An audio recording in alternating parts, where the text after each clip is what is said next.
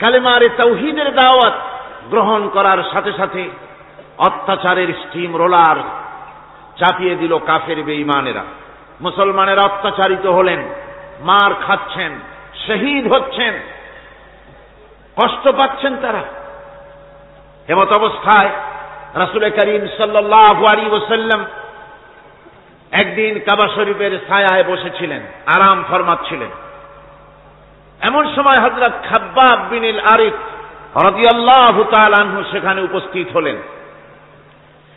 তিনি বলছেন, শাকাউনা ইলা রাসূলিল্লাহ সাল্লাল্লাহু আলাইহি ওয়াসাল্লাম ওয়া হুয়া মুতাওয়াসসিদুন বুরদাতুন ফি যিল্লিল কাবা।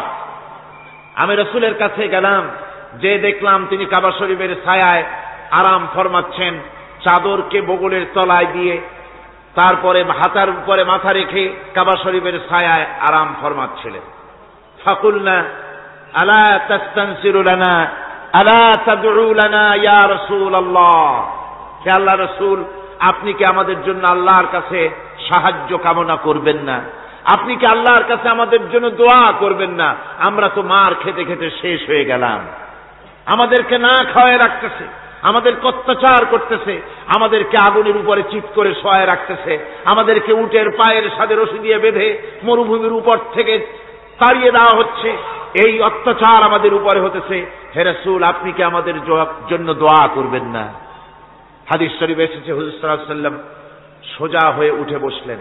হুজুর বললেন, ও খাব্বাব, তোমাদের আগে এই জমিনে যারা দ্বীনের দাওয়াত নিয়ে এসেছিলেন, দ্বীনকে প্রতিষ্ঠিত করতে এসেছিলেন, তাদেরকে ওরা ধরত এবং তাদের জন্য মাটির ভিতরে গর্ত খনন করত, আর সেই গর্তের ভিতরে তাদেরকে কোমর পর্যন্ত গেড়ে দিয়ে তাদের মাথার উপরে এরপরে সুম্মা ইউতা বিল মানশার, এরপরে করাত আনা হতো, ফায়ুদাউ আলা রাসিহি ফায়ুজআলু নিসফাইন, এরপরে সেই করাত দিয়ে তার মাথার উপরে চিরে জীবন্ত মানুষটাকে দ্বিখণ্ডিত করে ফেলানো হতো।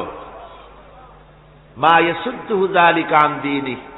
ও খাব্বাব, এই চরম অত্যাচারের পরেও কোন একজন দ্বীনের দায়ীকেও তার আল্লাহর দ্বীনের রাস্তা থেকে এক চুল পরিমাণ সরিয়ে দিতে পারে নাই। ওয়াল্লাহি খাব্বাব, আমি আল্লাহর নামে শপথ করছি, লা ইউতাম্মান্নাল্লাহু হাযাল আমরা হাত্তা ইয়াসিরা আর-রাকিবু মিন সানা ইলা হাদরামাউত। আমি আল্লাহর নামে কসম করে বলছি, সেদিন বেশি দূরে নয় যেদিন সানা থেকে হাদরামাউত পর্যন্ত লোকেরা চলাফেরা করবে, সওদাগরেরা যাবে, নারীরা চলবে, লা ইয়াখাফু ইল্লাল্লাহ, আল্লাহর ভয় ছাড়া মানুষের অন্তঃকরণে চোরের ভয়, ডাকাতের ভয়, জেনার ভয়, কোন ভয় জনগণের কলিজায় আর থাকবে না। ভয় থাকবে একটাই, সে ভয় হবে কার? আরো জোরে বলুন, কার ভয়? শুধুমাত্র আল্লাহ সুবহানাহু ওয়া তাআলা, তার ভয় মানুষের অন্তঃকরণে থাকবে, আর কারো ভয় থাকবে না। ওয়ালাকিন্নাকুম তাস্তাজিলুন, আসলে তোমরা বড্ড তাড়াহুড়ো করছো। তাড়াহুড়ো করো না, অপেক্ষা করো, ধৈর্য ধরো। অবশ্যই সেই সমাজ আসবে যে সমাজ নিরাপত্তাপূর্ণ, ভীতিহীন একটি সুন্দর সমাজ প্রতিষ্ঠিত হবে। আজও আমি আজকের জনতাকে বলতে চাই যে সন্ত্রাস চলছে বাংলাদেশে, মারামারি চলছে, হানাহানি চলছে, মানুষের জীবনের নিরাপত্তা নাই, শিক্ষাঙ্গনে ছাত্রদের জীবনের নিরাপত্তা নাই, লেখাপড়ার গ্যারান্টি নাই, রাস্তায় চলায় জীবনের নিরাপত্তা নাই। এই যে দুরবস্থা চলছে, সুদ, ঘুষ, জেনা, ব্যভিচার, হত্যা, অসদাচরণ, যা কিছু অমানবিক কার্যক্রম বাংলাদেশে চলছে, এই অবস্থা থাকবে না, এই পরিস্থিতি থাকবে না। এই পরিস্থিতির পরিবর্তন হবেই। এই সমাজ আমরা ভেঙে চুরে চুরমার করে দেব, নতুন এক সমাজ সৃষ্টি করব। সেই সমাজ হবে কোরআনের সমাজ, সেই সমাজ হবে জনাবে মুহাম্মদ রাসূলুল্লাহ সাল্লাল্লাহু আলাইহি ওয়াসাল্লামের সমাজ।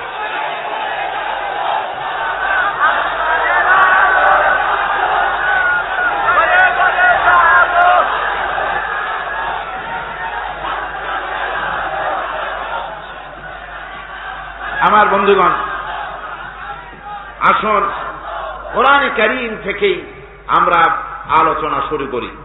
আল্লাহ রাব্বুল আলামিন যে সূরা আমি আলোচনা করতেছিলাম, এই সূরা তো এক মহাসমুদ্র। পুরা কোরআন শরীফই গোটা কোরআন শরীফকে আমি একটা সমুদ্রের সাথে তুলনা করতে পারি না। কোরআন শরীফকে আটলান্টিক মহাসাগরের সাথে আমি তুলনা করতে পারি না। আটলান্টিক মহাসমুদ্রের মতো কোরআন নয়, বরং কোরআনের এক একটা বিষয় পৃথিবীর সমস্ত সমুদ্র একত্রিত করলেও কোরআনের একটা বিষয়ের সমান হবে না। এত বিশাল কিতাব, আজিম কিতাব আল্লাহ পাক আমাদেরকে দান করেছেন। সুবহানাল্লাহি ওয়া বিহামদিহি। আসুন শয়তানের ওয়াসওয়াসা থেকে পানাহ চেয়ে নিই। আউযু বিল্লাহি মিনাশ শাইতানির রাজীম। বিসমিল্লাহির রহমানির রহিম। বিতাড়িত মরদুদ শয়তানের ওয়াসওয়াসা থেকে পানাহ চাই পরম করুণাময় আল্লাহ রাব্বুল আলামিনের নামে শুরু করছি। আর রহমানু আল্লামাল কুরআন খালাকাল ইনসানা আল্লামাহুল বায়ান الشمس والقمر بحسبان والنجم والشجر يسجدان صدق الله العظيم।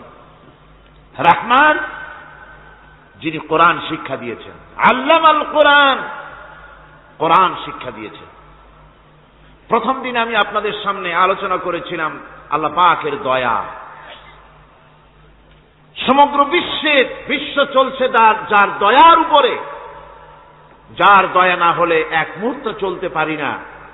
সেই দয়াময় আল্লাহ রাব্বুল আলামিন বিশ্ববাসীর উপরে শ্রেষ্ঠ দয়া করেছেন, কোরআন শিক্ষা দিয়েছেন।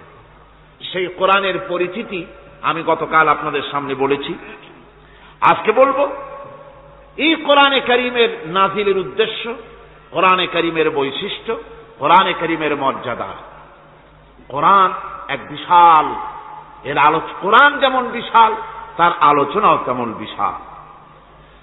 কোরআনে কারীমের বৈশিষ্ট্য হচ্ছে কোরআন গোটা মানব জাতির জন্য সর্বশেষ হেদায়েতের গ্রন্থ আল্লাহর পক্ষ থেকে, আর একটি বাণীও মানুষের জন্য আসবে না। আল্লাহর পক্ষ থেকে মানুষের জন্য আর কোনো বাণী আসবে? বলুন, আসবে? আল্লাহর পক্ষ থেকে মানুষের জন্য হেদায়েতের আর কোনো কথা আসবে না, এটাই শেষ কালামে রব্বানি, আখেরি কালাম কোরআনে কারীম। এরপরে আর কোনো বাণী আল্লাহর পক্ষ থেকে আসবে না। প্রচলিত অর্থে আমরা আসমানি কিতাবগুলোকে ধর্মগ্রন্থ বলি, ধর্মগ্রন্থ আমাদের দেশের লোকেরা বলে, এবং এই ধর্মগ্রন্থের আওতায় বেদ, জিন্দাবিস্তা, ত্রিপিটক, বাইবেল ইত্যাদিগুলিকে ধর্মগ্রন্থ বলা হয়। ধর্মগ্রন্থ প্রচলিত অর্থে ধর্মগ্রন্থ বলতে যা বুঝায়, কোরআনে কারীম তেমন কোন প্রচলিত অর্থে ধর্মগ্রন্থ নয়। অন্যান্য ধর্মগ্রন্থগুলি কিছু সদাচরণের কথা বলেছে, কিছু সদাচরণের কথা বলেছেন অহিংসা পরম ধর্ম, বলা হয়েছে জীব হত্যা মহাপাপ, শত্রুকে ক্ষমা করে দিও, এই জাতীয় কিছু কথাবার্তা, কিছু মিষ্টি মিষ্টি কথাবার্তা ইত্যাদি বলা হয়েছে। এবং পৃথিবী জুড়ে স্থান কাল পাত্র ভেদে তার কোনো স্থায়ী আবেদন টিকে থাকে নাই। কোরআন হচ্ছে সেই কিতাব, কোরআন হচ্ছে সেই গ্রন্থ যা প্রচলিত অর্থে ধর্মগ্রন্থ নয়, বরং কোরআন হচ্ছে একটি পূর্ণাঙ্গ জীবন বিধান, যাকে আরবিতে বলা হয় মুকাম্মাল নিজামে হায়াত, যাকে বলা হয় কমপ্লিট কোড অফ লাইফ, যাকে বলা হয় পূর্ণাঙ্গ একটি জীবন বিধান। কোরআন শরীফ এমন কিছু নাই যা কোরআন শরীফের মধ্যে বিধৃত হয়নি। সকল কথা আল্লাহ পাক এর মধ্যে বলে দিয়েছেন। একেবারে এ কোরআনে কি নাই, সব আছে। কোরআন শরীফ পিঁপড়া থেকে শুরু করে হাতি পর্যন্ত কোরআনের ভিতরে সন্নিবেশিত করা হয়েছে। পিঁপড়ার নামে একটা সূরা আছে না? নাম কি? সূরা আন-নামল। আবার হাতির নামেও একটা সূরা আছে, নাম কি? সূরা ফিল। লোহার নামে সূরা আছে, মাকড়সার নামে সূরা আছে, মৌমাছির নামে সূরা আছে, মানুষের নামেও সূরা আছে। মানুষের ভেতরে দুটো শ্রেণী, পুরুষ এবং নারী, মহিলাদেরকেও বাদ দেওয়া হয় নাই, তাদের জন্য একটা সূরা আছে, নাম কি? তাহলে পিঁপড়া থেকে শুরু করে হাতি আর মানুষ, তার প্রয়োজনীয় যা কিছু সব কিছুকে আল্লাহ পাক কোরআনে কারীমের মধ্যে সন্নিবেশিত করে দিয়েছেন। আমি অনেকবার এই কথা বলেছি, এটা কোনো কোরআন হাদিসের কথা নয়, এটা আমার ধারণার কথা, কোরআন হাদিসের কথা নয়। যেমন কোরআন শরীফের শুরু হয়েছে বিসমিল্লাহ দিয়ে। কি দিয়ে শুরু হয়েছে? বিসমিল্লাহ দিয়ে। প্রথম অক্ষরটা কি? বা। আর শেষ হয়েছে মিনাল জিন্নাতি ওয়ান নাস, শেষের অক্ষর কি? সিন। তাহলে কোরআনের প্রথম অক্ষর বা আর শেষের অক্ষর সিন, দুইটাকে জুড়ে দিলে কি হয়? বাস। আমার কাছে মনে হয় যেন কোরআনে কারীমের ভিতরে আল্লাহ রাব্বুল আলামিন পৃথিবীবাসীদের জন্য যা কিছু প্রয়োজন সব কিছু সন্নিবেশিত করে দিয়েছেন। শুরু করলেন বা দিয়া, শেষ করলেন সিন দিয়া, বাস করে দিলেন যেন বলা হলো পৃথিবীর মানুষেরা, তোমাদের জন্য কিয়ামত পর্যন্ত যা কিছু দরকার সবগুলি আমি আল্লাহ রাব্বুল আলামিন কোরআনের মধ্যে ভরে দিয়েছি। বাস হয়ে গেছে, আর কিছুর প্রয়োজন নাই, আর কিছু প্রয়োজন নাই, সব আমি কোরআনে কারীমের ভেতরে সন্নিবেশিত করে দিয়েছি। সুতরাং কোরআনে কারীমের এই বৈশিষ্ট্য যে অন্য ধর্মগ্রন্থের মতো কোরআন শরীফ নাম সর্বস্ব একটি ধর্মগ্রন্থ নয়, এর মধ্যে রয়েছে মানুষের প্রয়োজনীয় সব কিছু। কোরআনের আরেকটি বৈশিষ্ট্য হচ্ছে যে অন্যান্য ধর্মগ্রন্থগুলির ভেতরে মানুষেরা হাত লাগাইছে, অপারেশন করেছে, বাড়াইছে, কমাইছে, সর্বনাশ করে দিয়েছে, ইচ্ছে মতো বাড়াইছে, কমাইছে। কমাতে কমাতে কম্বলের লোম বাঁচলে যেমন কিছু থাকে না, নিজেরা নিজেদের কথা ভিতরে ঢুকাতে ঢুকাতে আজকের বাইবেল আল্লাহর কথা শূন্য হয়ে গিয়েছে। বর্তমান পৃথিবীতে লুক, জন, মার্ক, মথি, scripture, new testament, old testament, খ্রিস্টানদের ধর্মগ্রন্থ বলতে যা বুঝায়, এই পুরা ধর্মগ্রন্থ তাদের এই কিতাবগুলির ভিতরে আল্লাহ রাব্বুল আলামিনের একটি কথা নাই, সব তারা শেষ করে ফেলেছে। কোরআন এক্ষেত্রে ব্যতিক্রম।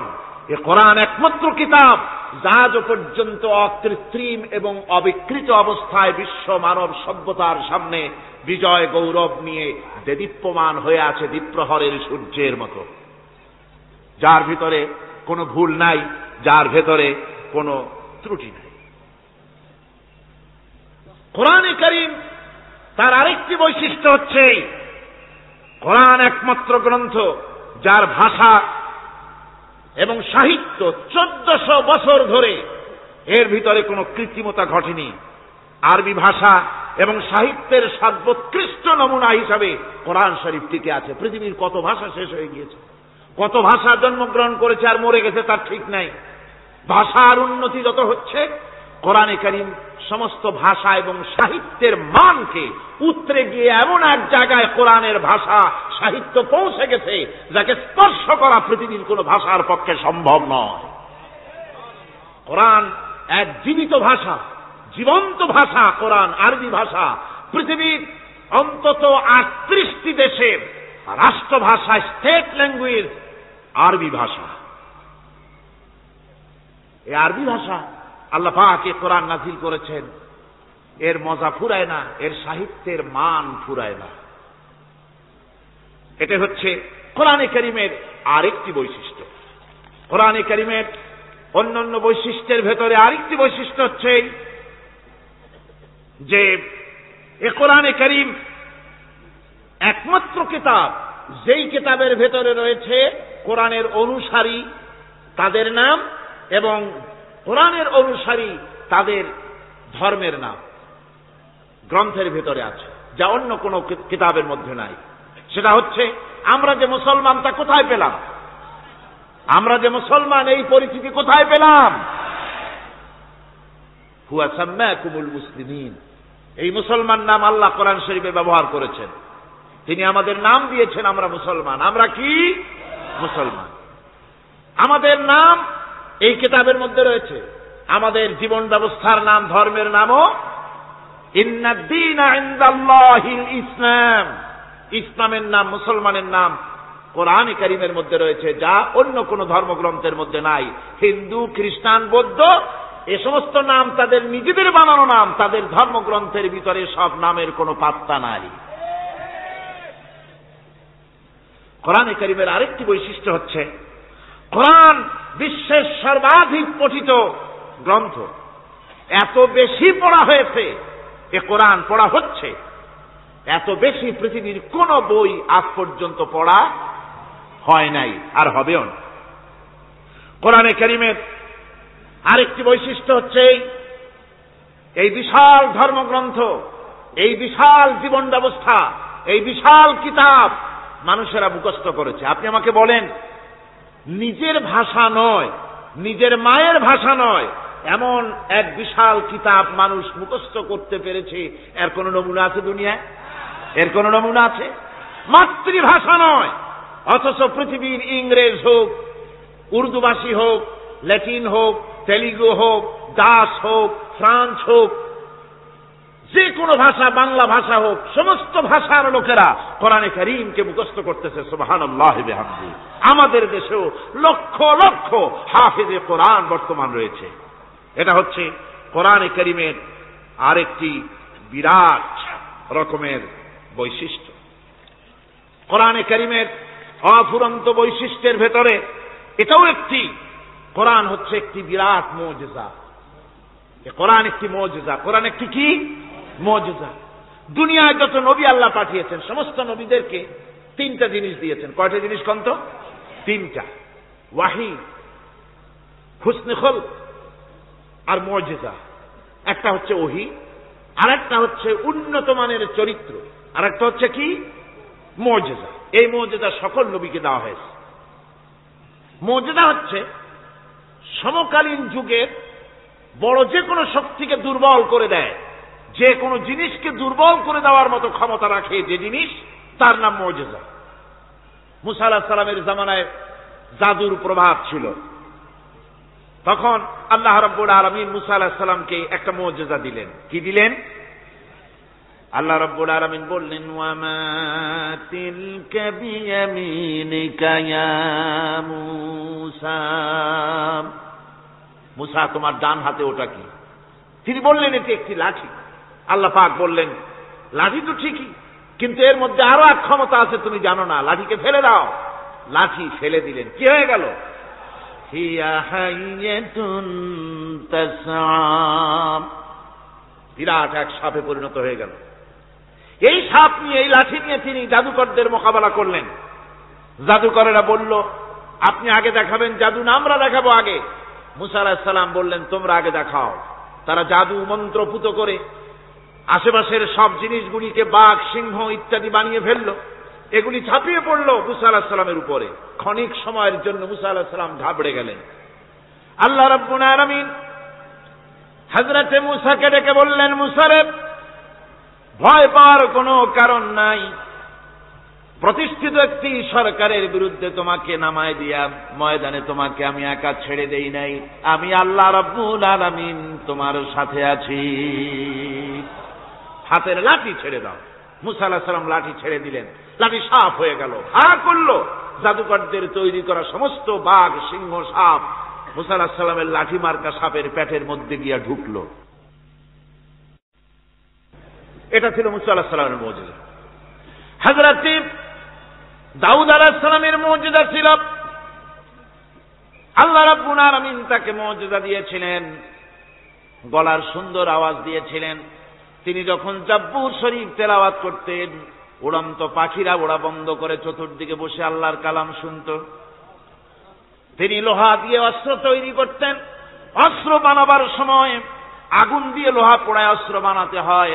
দাউদ আলাইহিস সালামের তার প্রয়োজন ছিল না। তিনি যখন লোহা হাতির ভিতরে নিয়ে চাপ দিতেন, লোহা পানি হয়ে আঙ্গুলের ফাঁক দিয়ে গলে পড়ে যেত। এটা ছিল তার মুজিজা। হযরত সুলাইমান, আল্লাহ রাব্বুল আলামিন তাকে মুজিজা দান করলেন। কোরআনে কারীমের ভিতরে রব্বুল আলামিন বলেন, হযরত সুলাইমান আলাইহিস সালাম সকাল বেলায় বিনা মেশিনে, বিনা ইঞ্জিনে তক্তার উপরে বসে যেতেন। তক্তা 1 মাসের পথ অতিক্রম করত। আবার সন্ধ্যা বেলায় বসতেন, এই তক্তা আর 1 মাসের পথ অতিক্রম করে যেত। ঈসা আলাইহিস সালামের মুজিজা ছিল, জন্মান্ধের চোখের উপরে হাত বুলিয়ে দিতেন, সঙ্গে সঙ্গে চোখ ভালো হয়ে যেত। কুষ্ঠব্যাধিগ্রস্ত লোকের গায়ে হাত বুলাতেন, সঙ্গে সঙ্গে কুষ্ঠব্যাধি ভালো হয়ে যেত।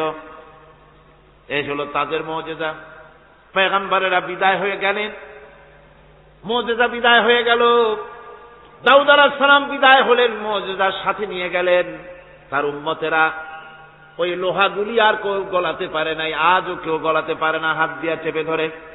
সুলাইমান আলাইহিস সালাম দুনিয়া থেকে বিদায় হয়ে গেছেন, মুজিজা নিয়ে কবরে চলে গেছেন। আজ আর তার অনুসারীরা অথবা দুনিয়ার কোন মানুষ বিনা ইঞ্জিনে তক্তায় বসে আর হাওয়ায় উঠতে পারবে না। মুসা আলাইহিস সালাম বিদায় হলেন, লাঠির মুজিজা চলে গেল। তার উম্মতেরা, তার অনুসারীরা কিয়ামত পর্যন্ত যদি 1000 চেষ্টা চালায়, লাঠিকে আর কোনদিন সাপে পরিণত করতে পারবে না। ঈসা আলাইহিস সালাম আল্লাহ রাব্বুল আলামিন তাকে উঠায় নিলেন, মুজিজা তিনি সাথে নিয়ে গেলেন। আজ তার কোটি কোটি শত শত কোটি উম্মতেরা, দুনিয়ায় যারা তার উম্মত দাবি করে, খ্রিস্টানেরা, হাজারো যদি চেষ্টা চালায়, তবুও জন্মান্ধের চোখের উপরে হাত বুলিয়ে চোখ আর ভালো করতে পারবে না। কুষ্ঠব্যাধিগ্রস্ত লোকের গায়ে হাত বুলিয়ে কুষ্ঠব্যাধি ভালো করতে পারবে না। তার মানে হলো, নবীরা যে যা যত মুজিজা পেয়েছিলেন, জীবদ্দশায় মুজিজা কাজে লেগেছে, দুনিয়া থেকে বিদায় হয়েছেন, মুজিজার সাথে নিয়ে গেছেন।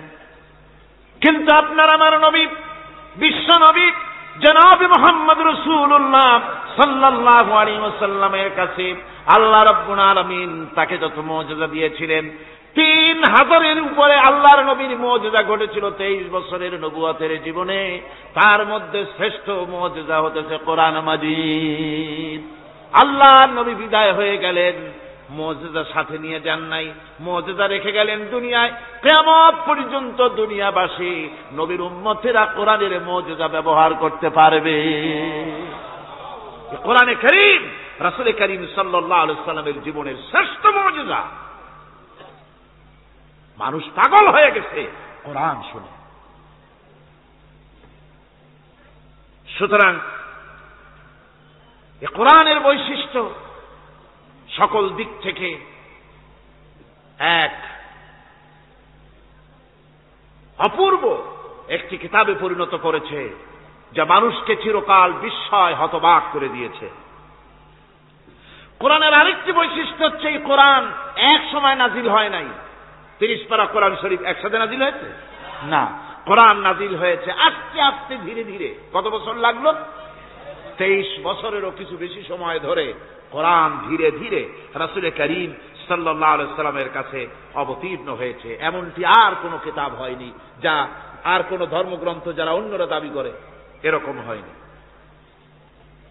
কোরআনে কারীমের আরেকটি বৈশিষ্ট্য হচ্ছে, যখন কাগজ ছিল না, ছাপাখানা ছিল না, এমনকি টেপ রেকর্ডার ছিল না, তখনকার নাজিলকৃত কিতাব যেভাবে নাজিল হয়েছিল সেইভাবে আজ পর্যন্ত অবিকল টিকে আছে, টিকে থাকবে ইলা ইয়াউমিল কিয়ামah। কিয়ামত পর্যন্ত কোরআনে কারীমের এই অকৃত্রিম অবিকৃত অবস্থায় কোরআনে কারীমের এই শান, এই বরকত টিকে থাকবে। এই জন্য কোরআন শরীফ হচ্ছে এই পৃথিবীর মহাবিশ্বের মহাবিস্ময়। কোরআন হচ্ছে পৃথিবীর মহাবিশ্বের মহাবিস্ময়।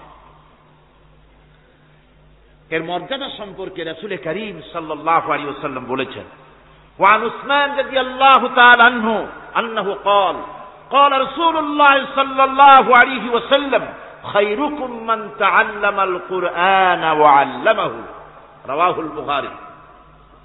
আল্লাহর নবী বলেন, তোমাদের মধ্যে সর্বোত্তম ব্যক্তি সেই, তোমাদের ভিতরে ভালো ব্যক্তি, উত্তম ব্যক্তি সেই, যে ব্যক্তি নিজে কোরআন শেখে আর অন্যকে শেখায়। কোরআন যে শেখে আর অন্যকে যে শেখায়, সেই ব্যক্তি হলো তোমাদের মধ্যে সর্বোত্তম ব্যক্তি, ভালো ব্যক্তি। সুবহানাল্লাহ পড়েন।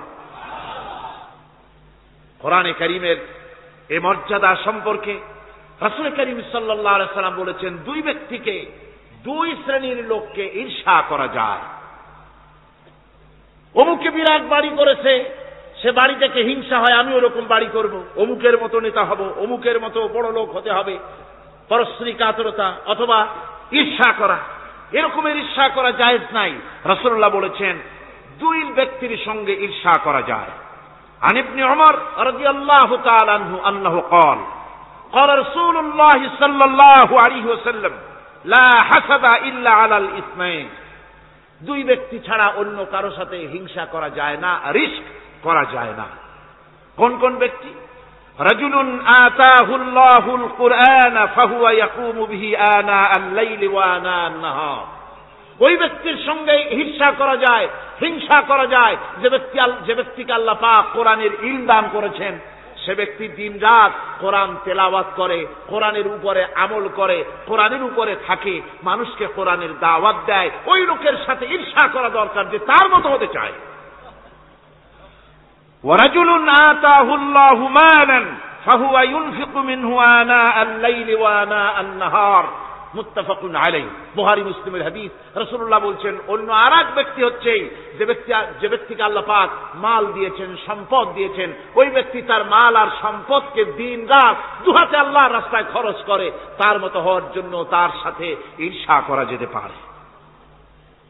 আমার বন্ধুগণ, এ কোরআন হচ্ছে এমন এক কিতাব যে কোরআনকে নিয়ে যারা অগ্রসর হয় আল্লাহ তাদেরকে বাড়ায় দেন, আর কোরআনের সাথে যারা হিংসা করে, বিদ্বেষ করে, আল্লাহ তাদেরকে অধঃপাতিত করে দেন। عن عمر بن الخطاب رضي الله تعالى عنه أنه قال قال رسول الله صلى الله عليه وسلم إن الله يرفع بهذا الكتاب أقواما ويضع به آخرين رواه مسلم। হযরত ওমর রাদিয়াল্লাহু তাআলা আনহু বলছেন যে আল্লাহ পাক এই কোরআনের সাহায্যে এক শ্রেণীর লোককে প্রতিষ্ঠিত করবেন দুনিয়ার বুকে, এবং আখিরাতেও আর এক শ্রেণীর লোককে করবেন অধঃপাতিত। যারা কোরআনের সাথে বিরোধিতা করবে, তারা যদি হিরো হয় আল্লাহ তাদেরকে জিরো বানাবেন। কি বানাবেন? জোরে কন কি বানাবেন? জিরো বানিয়ে দিবেন। আর কোরআনকে নিয়ে যারা আগ বাড়ে, তারা যদি জিরো হয় আল্লাহ পাক তাদেরকে কি বানায় দেন? কোরআনের সাথে বিরোধিতা আজকের নতুন কিছু নয়, আবহমান কাল থেকে কোরআনের সাথে চলছে বিরোধিতা। বিশ্বকবি, কবি সম্রাট আল্লামা ইকবাল, আল্লাহ তাকে জান্নাতুল ফেরদাউস নসিব করুন, সবাই বলুন আমিন। আল্লামা ইকবাল বলেছেন, সতীজা কর রহা হ্যায় আসল সে তাইমরোজ, সতীজা কর রহা হ্যায় अजल से ताइमरोज, चरागे मुस्तफा भी से शरारे बुलहबीर। মোহাম্মদ সাল্লাল্লাহু আলাইহি ওয়াসাল্লামের দিন শিকার সাথে, আল্লাহর দ্বীনের সাথে আবু জাহাল, আবু লাহাবের অগ্নিস্ফুলিঙ্গের সংঘর্ষ আবহমান কাল থেকে লেগে এসেছে। কিন্তু ওদের এই অগ্নিস্ফুলিঙ্গের টক্কর লেগে মোহাম্মদ সাল্লাল্লাহু আলাইহি ওয়াসাল্লামের টিম টিম করে জ্বলে ওঠা এই প্রদীপটি প্রচন্ড ঝড়ো হাওয়ার মুখে, টর্নেডো আর গর্কির মুখে নিভে যায়নি, জ্বলছে, জ্বলবে কিয়ামত পর্যন্ত। এটাকে নিভাবার ক্ষমতা বিশ্বের কোন মানুষের নাই। ফু দিয়া কেউ যদি নিভাতে চায়, চেহারা শুদ্ধ, মাথা শুদ্ধ, পুড়ে ছাই হয়ে যাবে, কোরআনের আলোকে নির্বাপিত করতে পারবে না।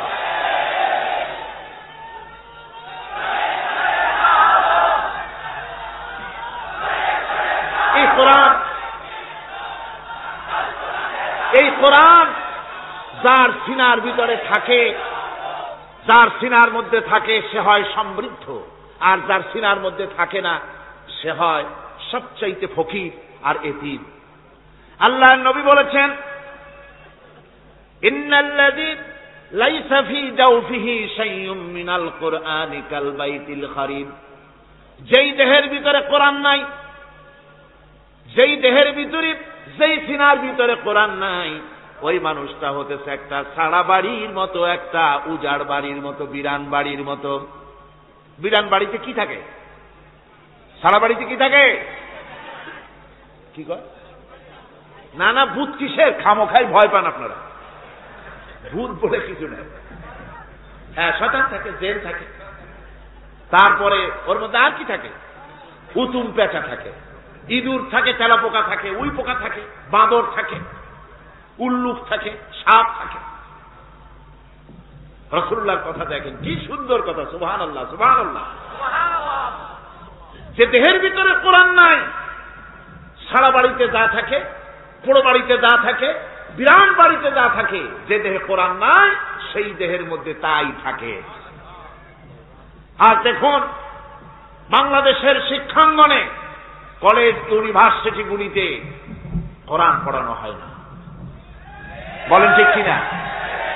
আমাদের বিশ্ববিদ্যালয়গুলিতে কোরআন পড়ানো হয়, তাফসীর পড়ানো হয়, হাদিস পড়ানো হয়।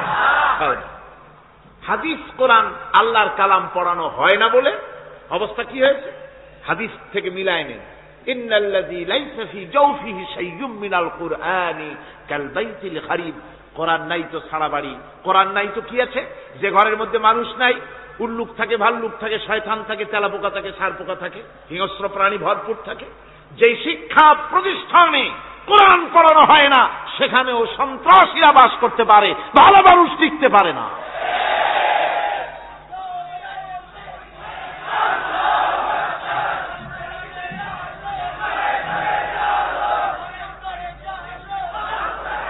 এই জন্য কোরআন যেখানে পড়া হয় না সেটা কবরের তুল্য, কোরআন যেখানে তেলাওয়াত হয় না সেটা কিসের তুল্য? কবরের তুল্য। আল্লাহর নবী বলেছেন, আনাবি হুরায়রা রাদিয়াল্লাহু তাআলা আনহু আন্নাহু ক্বাল ক্বালা রাসূলুল্লাহ সাল্লাল্লাহু আলাইহি ওয়াসাল্লাম লা তাজআলু বুয়ুতাকুম মাকাবির, রাওয়াহু মুসলিম। আল্লাহর নবী বলেন, তোমাদের ঘরগুলিকে তোমরা কবর বানায়ো না। অর্থাৎ যে ঘরের মধ্যে কোরআনে কারীম তেলাওয়াত হয় না সেটা কবরের সমতুল্য, কবরের সমতুল্য। আগে আমাদের ঘর সমূহে যখন ছোট ছিলাম তখন দেখতাম ঘরে ঘরে কোরআন তেলাওয়াত হতো, ঠিক না? প্রত্যেকটা ঘরের জানালা দিয়া সকালবেলায় আওয়াজ আসতো, আউযু বিল্লাহি মিনাশ শাইতানির রাজীম, বিসমিল্লাহির রহমানির রহিম। তেলাওয়াতের আওয়াজ ভেসে আসতো। আজ আর এই অবস্থা নাই। আজ ভদ্রলোকের বাড়ির সামনে দিয়ে হেঁটে যাবেন, সকালবেলা কিসের তেলাওয়াত? জনমের ঘুম ঘুমায়, পাইকারি দরে ঘুমায়, ফজরের নামাজ নাই। শহরের অবস্থা, অধিকাংশ বাড়িতে ফজরের নামাজ হয় না। ভিসেন্টিনার মাধ্যমে, আগে তো শুধু বাংলাদেশের ছবি, ভিসেন্টিনার মাধ্যমে সারা পৃথিবীর শয়তানি আর বদমাশি ঘরে বসে গেলা যায়। উপকারিতা এবং অপকারিতা দুটোই আছে। নিউজ দেখা যায়, সাথে সাথে আবার নিউজের সাথে আরো বাজে কিছু দেখা যায়। এগুলো দেখতে দেখতে রাত শেষ হয়ে আসে, ঘুমায় জনমের মতো, এক ঘুমে বেলা 9টা আর 10টা। কিসের ফজরের নামাজ আর কি এর কোরআন শরীফ তেলাওয়াত করে। এরপরে উঠলো 9টা 10টার সময়, উঠে তারপরে গানের মাস্টার এসে গেছে। তখন ইতিমধ্যেই গানের মাস্টার এসে গেছেন। কি দুর্ভাগ্যজনক সত্য কথা, ইংরেজি যে টিচার পড়ান, অঙ্ক যে টিচার করান, সপ্তাহে 3 ঘন্টা পড়াবেন, বেতন 2500 টাকা। আর প্রতিদিন সকালবেলা এসে যদি কোনো মুসলমান কোনো একজন মৌলভী সাহেব, হাফেজ সাহেবকে রাখেন কোরআন তেলাওয়াত করাবার জন্য, কোরআন পড়াবার জন্য সন্তানকে, প্রতিদিন আসতে হবে, প্রতিদিন 2 ঘন্টা পড়াতে হবে, আর মাসের শেষে বেতন 500 টাকা। কোরআনে কারীমের সাথে এই আচরণ। ও, আমি বেশি বলে ফেলেছি। যাদের অভিজ্ঞতা আছে তারা বলছেন 200 টাকা। এরপরে অঙ্ক ইংরেজি তো কাজে লাগে, ভালো কথা। তারপরে গানের মাস্টার আসছেন, তিনি শেখাবেন কি? রবীন্দ্রসঙ্গীতের প্যানপ্যানানি, যা শুনলে পরে কানে ময়লা জমে যেতে পারে, যে গান শুনলে জীবিত মানুষ মৃত্যু হয়ে যায়। নজরুলের কথা শেখানো হবে না, তাহলে সেটা হবে সাম্প্রদায়িকতা। গানের মাস্টারকে, নাচের মাস্টারকে 5,000 টাকা, 10,000 টাকা পর্যন্ত বেতন দেওয়া হয়। এ জাতির জন্য আল্লাহর রহমত কেমনে আসবে? কি কারণে আসবে? কোরআনের সাথে এই বেয়াদবি আমরা করেছি। ঘরগুলিকে, আজকে আমাদের ঘরগুলিকে আমরা কবরস্থানে পরিণত করে দিয়েছি। কোরআন তেলাওয়াত হচ্ছে না। আমার বন্ধুগণ, কোরআন তেলাওয়াত করুন, বেশি বেশি তেলাওয়াত করুন, ঘরকে জীবিত করুন, সন্তানকে তেলাওয়াত করান, আপনি নিজেও তেলাওয়াত করেন। কোরআনে কারীম যারা তেলাওয়াত করবেন তাদের সম্পর্কে আল্লাহর নবী বলেন, মান ক্বারাআল কুরআনা ফাস্তাযহারাহু ফাহাল্লা হালালাহু ওয়া হাররামা হারামাহু আদখালাহুল্লাহুল জান্নাহ। আল্লাহর নবী বলেন, যে ব্যক্তি কোরআন শরীফ তেলাওয়াত করবে এবং কোরআনের হালাল অনুযায়ী হালালকে মেনে চলবে, হারাম অনুযায়ী হারাম থেকে ফিরে থাকবে, এরকম কোরআনের উপরে যে তেলাওয়াত করবে আর আমল করবে, আল্লাহ রাব্বুল আলামিন কিয়ামতের দিন তাকে জান্নাতের ভিতরে প্রবেশ করাবেন। শুধু বেহেশতে যাবে না, ওয়াসাফাহু ফি হাসরাতিন মিন আহলি বাইতিহি কুল্লুহুম কাদ ওয়াজাবাত লাহুন নার। নবীজি বলেন, এই কোরআনে কারীমের বরকতে কিয়ামতের দিন ওই ব্যক্তি তার রক্ত সম্পর্কিত 10 জন আত্মীয়ের ব্যাপারে সুপারিশ করার জন্য তৌফিক পাবে আল্লাহর দরবারে। এমন 10 ব্যক্তি, যেই 10 ব্যক্তির জন্য হিসাবের পরে জাহান্নাম ওয়াজিব হয়ে গিয়েছিল, এমন 10 ব্যক্তি সম্পর্কে কোরআনের তেলাওয়াতকারী আর আমলকারী আল্লাহর দরবারে সুপারিশ করার জন্য পারমিশন পাবেন। এমন নিয়ামত, সেই নিয়ামত থেকে আমরা বঞ্চিত হয়ে যাচ্ছি। আমি বলি না যে আপনারা কলেজ ইউনিভার্সিটিতে ছেলেদের পড়তে দিবেন না, আমি তা বলি না। তারা কলেজ ইউনিভার্সিটিতে বিলক্ষণ পড়াশোনা করুক, কিন্তু তাদেরকে কোরআন শরীফ শিখান। লক্ষ লক্ষ টাকা খরচ করলেন ছেলের পেছনে, কিন্তু কোরআন শিখালেন না। আপনি মরে গেলে আপনার জানাজাটা পড়বে, এ তৌফিকও সে পেল না। জানাজার ইমামতি তো দূরের কথা, জানাজার নিয়ত জানে না, প্রাক পবিত্রতা জানে না। বাপ মরে গেছে, সে তখন ছিল মার্কেটে, শুনলো বাপ মরছে, তাড়াতাড়ি জানাজায় শরীক হতে হবে। প্যান্টও পাক নাই, যেহেতু পেশাবের যখন বেগ এসেছিল দেওয়ালের পাশে দাঁড়াইয়া কাম সারছে, দোয়া মোছার কাম নাই, মাথায় টুপি নাই, নাক মোছা রুমাল ছিল পকেটে, রুমালতে মাথায় দিয়া দাঁড়ায় গেল, আল্লাহু আকবার। বাপের কপালে যা আছে তাই হোক। তারপরে বাপ মরে গেছে, কান্না শুরু করেছে। যেদিন মরছে সেদিন কাঁদতেছে, পরের দিনও একটু মুখ মলিন কান্দে। নাম বল্টু মিয়া, তার আবার এক বন্ধু আছে, তার নাম শান্টু মিয়া। শান্টু মিয়া বলছে, মিয়া বল্টু কান্দো কেন? বাপ মরে গেছে। এগুলো বাঁচে নাকি? এগুলো মরিয়ে যায়। আমার একটা ছিল, ওটাও মরছে। চিরকাল কারো বাপ থাকে, সুতরাং এত মন খারাপ কেন? আসো, ইন্ডিয়া থেকে ভালো একটা বই আসছে, সেইটা দেখে এত আনন্দ পাবে। বাপ তো বাপ, 14 গোষ্ঠী মরলেও মনের দুঃখ মুছে যাবে। এরপরে বাড়ি এনে তাকে সিনেমার ছবি দেখানো হলো। ছবি সে দেখলো, ফেরার সময় বাপের কবরের কাছ থেকে যাওয়ার সময় দাঁড়িয়ে গেল ক্ষণিকের জন্য। আহারে বাপ, বিদায় হয়ে গেলা, কি দেব তোমারে? কিছু তো নাই আমার কাছে, তাই সারা রাত ধরে যা কিছু দেখলাম এগুলি তোমার আমল নামায় দিয়ে গেলাম। আমি সমস্ত পিতাদেরকে বলতে চাই, সন্তানদেরকে কোরআন শিখান, কাজে লাগবে। কোরআন শিখালে কাজে লাগবে। কোরআন শরীফ মুখস্থ করে, বেশি করে মুখস্থ করেন কোরআনে কারীম, আপনার ফায়দা হবে। হযরত ওমর রাদিয়াল্লাহু তাআলা আনহু বর্ণনা করছেন যে রাসূল কারীম সাল্লাল্লাহু আলাইহি ওয়াসাল্লাম বলেছেন, ইউকালু লিসাহিবিল কুরআনি ইকরা ওয়ারাত্তিল কামা কুনতা তুরাত্তিলু ফিদ দুনিয়া। কিয়ামতের দিন জান্নাতীদেরকে, বেহেশতীদেরকে আল্লাহ রাব্বুল আলামিন বলবেন, কোরআন শরীফ তেলাওয়াত করো আর উপরের দিকে উঠতে থাকো। কোরআনে যেভাবে দুনিয়ার বুকে কোরআনে কারীম তুমি মুখস্থ করেছিলে, ধীরে ধীরে তেলাওয়াত করতে, ওইভাবে ধীরে ধীরে কোরআন তেলাওয়াত করো আর উপরের দিকে উঠতে থাকো। আল্লাহ পাক বলতে থাকবেন, উপরের দিকে ওঠো, তেলাওয়াত করো আর ওঠো। উঠতে উঠতে যেই জায়গায় গিয়ে তোমার তেলাওয়াত শেষ হয়ে যাবে, জান্নাতের ওই জায়গাটা তোমার জন্য বরাদ্দ হবে। আবু দাউদ শরীফের হাদিস। জান্নাতের ওই জায়গাটা তোমার জন্য বরাদ্দ হবে। এখন যাদের শুধু সূরা ইখলাস আর সূরা কাউসার মুখস্থ, তারা তো 2 পা আগাই বসে যাবে, উঠতে পারবেন না।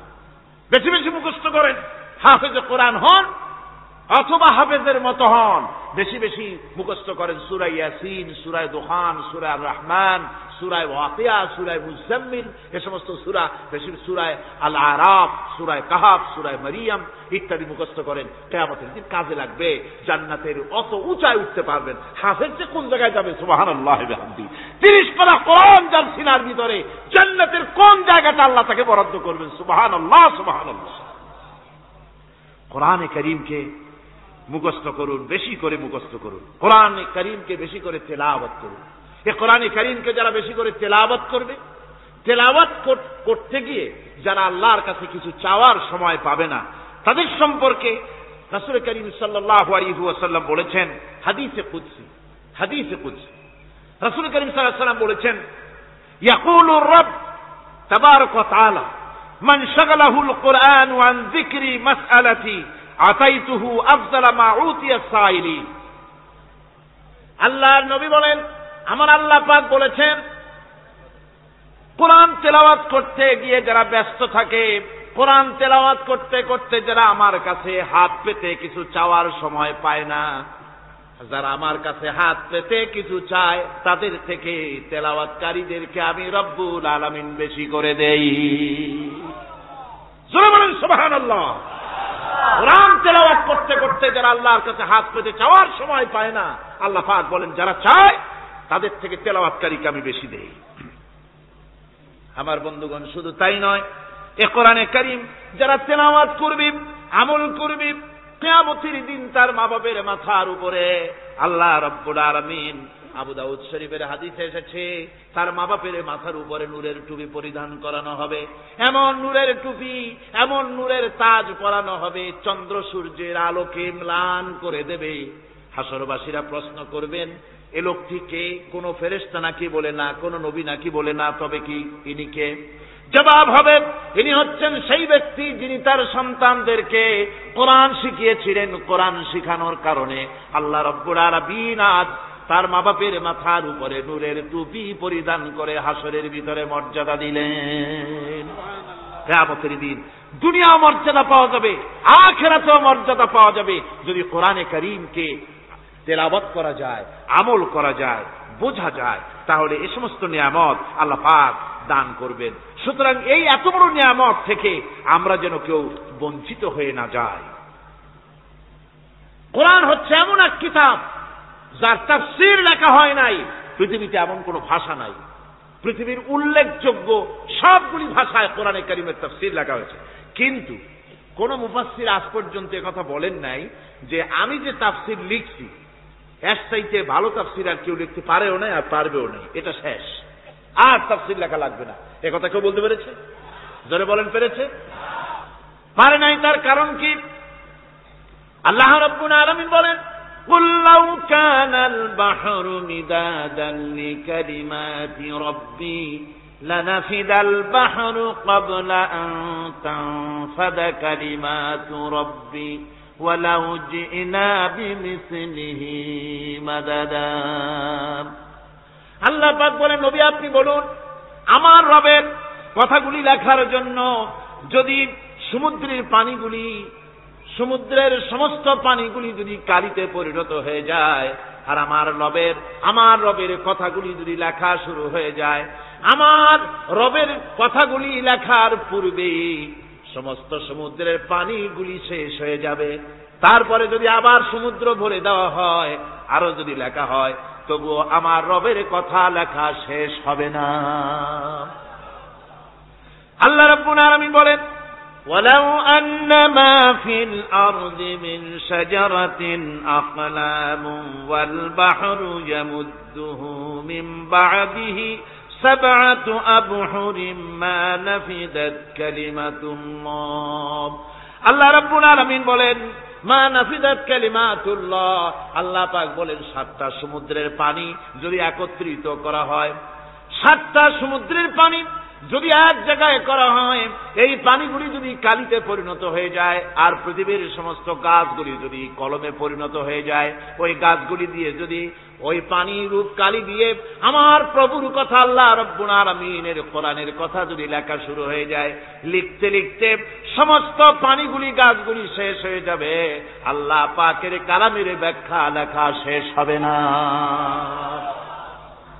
মা নাফিদাত কালিমাতুল্লাহ, আল্লাহর কথা লেখা শেষ হবে না। এত বড় বিরাট আযীম কিতাব আল্লাহ পাক আমাদেরকে দান করেছেন। সুবহানাল্লাহ পড়ুন। এই কিতাবের এত বড় গুরুভার আল্লাহ রাব্বুল আলামিন বলেছেন, লাউ আনজালনা হাযাল কুরআনা আলা জাবালিন লারাআইতাহু খাশিআন মুতাসাদ্দিআন মিন খাশিয়াতিল্লাহ। আমি যদি এই কোরআনকে পর্বতের উপরে নাজিল করতাম, তাহলে তুমি দেখতে পেতে আমার ভয় ভীত সন্ত্রস্ত হয়ে পাহাড়গুলো চূর্ণ বিচূর্ণ হয়ে যেত। এত বড় আসিম কিতাব আমি তোমাদেরকে দান করেছি, যার গুরুভার বহন করতে কেউ রাজি হয়নি, পাহাড় পর্বত কেউ রাজি হয়নি, মানুষ রাজি হয়েছে। এই মানুষের উপরে আমি এটা অবতীর্ণ করেছি, গোটা বিশ্ববাসীর সামনে এই কিতাব আমি দিয়েছি তোমাদেরকে, এর দ্বারা হেদায়েত তোমরা গ্রহণ করবে। কিয়ামতের দিন আল্লাহর এই বিরাট নিয়ামত আমাদেরকে দান করলেন, আমরা এই নিয়ামতের নাশকর করেছি। অর্থাৎ এই কোরআনকে আমরা ব্যবহার করেছি, সঠিকভাবে করি নাই, বেঠিকভাবে করেছি। প্রথম দিন দ্বিতীয় দিন আমি বলেছি কোরআন শরীফকে শুধু তাবিজ তুমারের জন্য, শুধু সওয়াবের জন্য তেলাওয়াত করেছি। আসলে শুধু সওয়াবের জন্য তো আসেনি কোরআন। কোরআন বুঝতে হবে, আমল করতে হবে, তবে না শান্তি পাবো। আপনি যদি কোরআন হচ্ছে মানুষের জীবন সমস্যার সমাধানের গ্রন্থ। ওষুধ খেলে রোগ ভালো হয়, ওষুধ খেলে কি হয়? শীতের জন্য লেপ গায়ে গায়ে না দিয়া কেউ যদি চিল্লাইতে থাকে, জিকির করে লেপ্ত শোক লেপ্ত শোক লেপ্ত শোক, শীত কি বন্ধ হবে নাকি?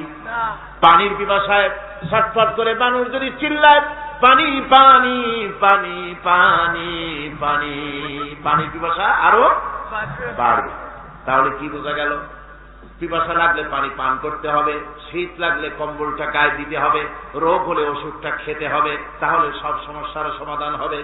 অনুরূপ ভাবে আমরা শুধু কোরআনে কারীমকে তেলাওয়াত করি সওয়াবের নিয়তে, তার হুকুমগুলি জীবনের উপরে আমল করি না বলে আজকের জীবন আমাদের বিপর্যস্ত হয়েছে। ব্যক্তিতে, পরিবারে, রাষ্ট্রে শান্তি নাই, কোথাও শান্তি নাই এই কারণে।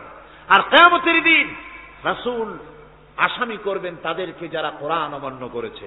রাসূল হবেন বাদী, বাদী হবেন কে? যারা বলেন কে বাদী হবে?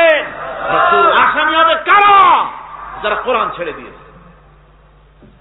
আল্লাহ রাব্বুল আলামিন বলেন وقال الرسول يا رب إن قوم اتخذوا هذا القرآن مهجورا।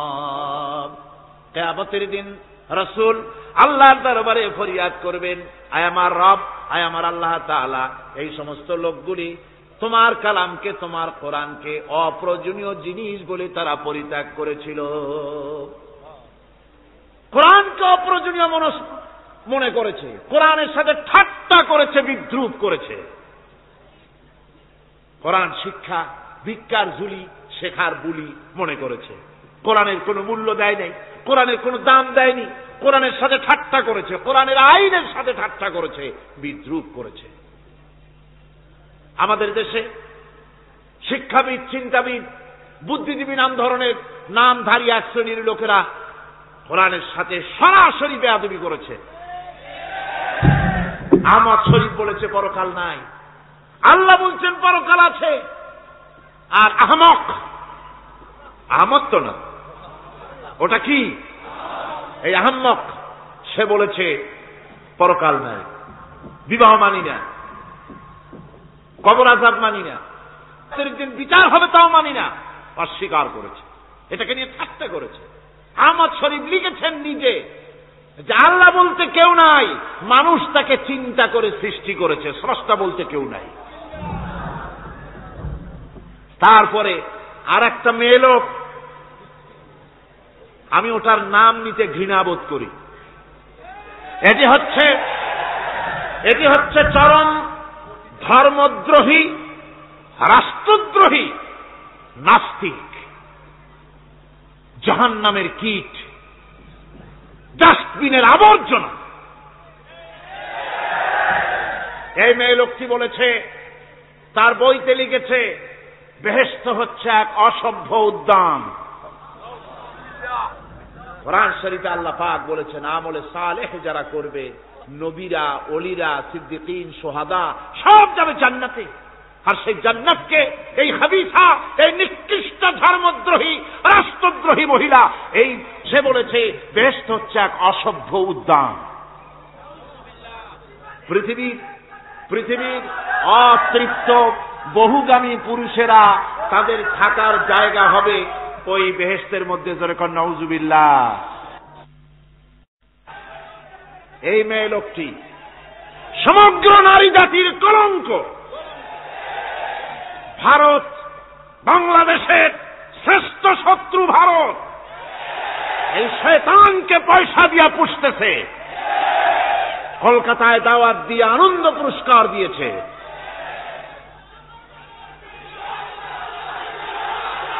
সে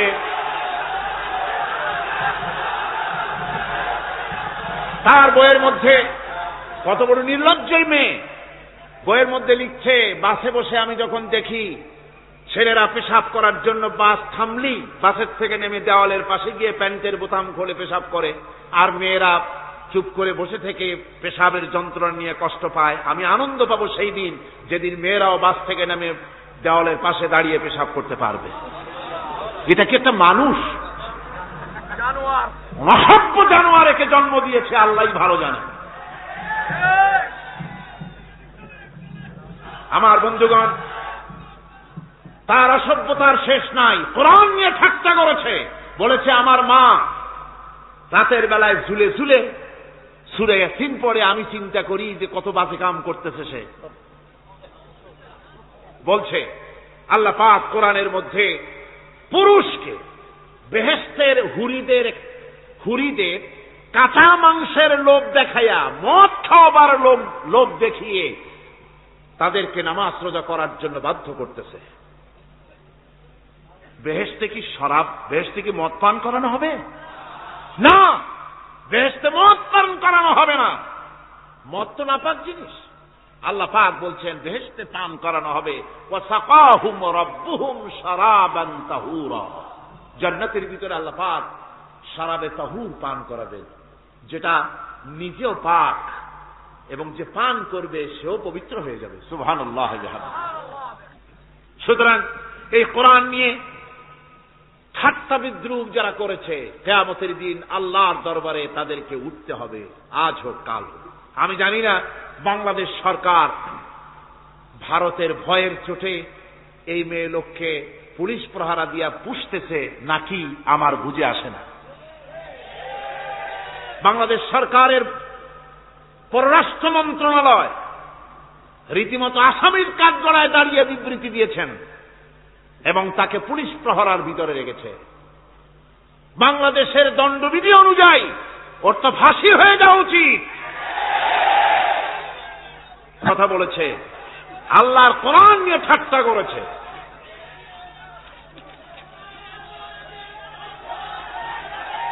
আমার বন্ধুগণ,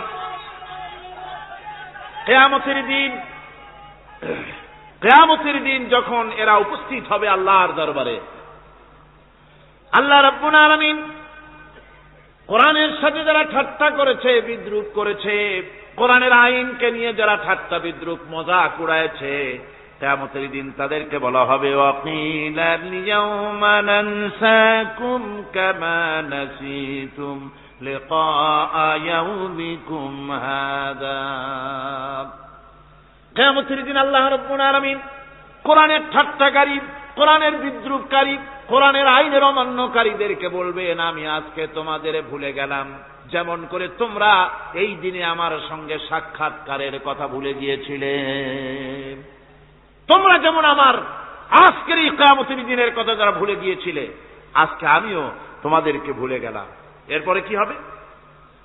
ওয়ামাওয়াকুমুন নার ওয়া মা লাকুম মিন নাসিরিন। আল্লাহ পাক বলেন এরপরে এদের জায়গা হবে জাহান্নাম, আর এদের সাহায্যকারীও কেউ থাকবে না, জাহান্নামে চিরকাল থাকতে হবে। এটা এই জন্য যে তারা আল্লাহর কোরআনের সঙ্গে ঠাট্টা করেছে, বিদ্রুপ করেছে, কোরআনের আইন মানে নাই, কোরআনের আইনকে অমান্য করে চলেছে। এই জন্য কিয়ামতের দিন আল্লাহ রাব্বুল আলামিন তাদেরকে শাস্তি প্রদান করবেন। কোরআন পৃথিবীর বুকে আল্লাহ নাজিল করেছেন, শুধু তেলাওয়াত করবেন ঝুলে ঝুলে, এজন্য নয়। কি জন্য নাজিল হলো? এবার উদ্দেশ্য শুনো। আল্লাহ পাক বলেন আর রহমান আল্লামাল কুরআন। আল্লাহ রাব্বুল আলামিন তিনি হলেন এমন দয়াবান, এমন রহমান, যিনি কোরআন শিখালেন। কি কারণে শিখালেন? কোরআন নাজিলের উদ্দেশ্য কি? আল্লাহ পাক বলেন ইন্না আনসালনা ইলাইকাল কিতাবা বিল হাক্কি লিতাহকুমা বাইনান নাসি বিমা আরাকাল্লাহ। আল্লাহ পাক বলেন, এই কিতাব আমি আপনার প্রতি অবতীর্ণ করেছি এই জন্যে যাতে করে আপনি আল্লাহর প্রদর্শিত এই বিধান অনুযায়ী মানুষের উপরে বিচার ফয়সালা করতে পারেন। মানুষের উপরে আইন চলবে আল্লাহ। কার আইন? জোরে বলেন, কার আইন? আলা লাহুল খালক ওয়াল আমর। সৃষ্টি যার, আইন চলবে কার? আল্লাহ পাক বলেন, এই জন্য নাজিল করলাম, কোরআন নাজিল করেছি যাতে করে কোরআনের আইন দিয়ে বিচার ফয়সালা করতে পারেন, সেই জন্যই কোরআন নাজিল করলাম। আসলে আল্লাহর নবীর এই পৃথিবীতে আগমনের উদ্দেশ্য ওটাই ছিল। হুয়াল্লাযী আরসালা রাসূলাহু বিল হুদা ওয়া দীনিল হক লিইয়ুযহিরাহু আলাদ দীনি কুল্লিহি ওয়া কাফা বিল্লাহি শাহীদা। আল্লাহ রাব্বুল আলামিন বলেন, আমি আমার রাসূলকে দ্বীনে হক সত্যের বিধান সহকারে দুনিয়ায় প্রেরণ করেছি।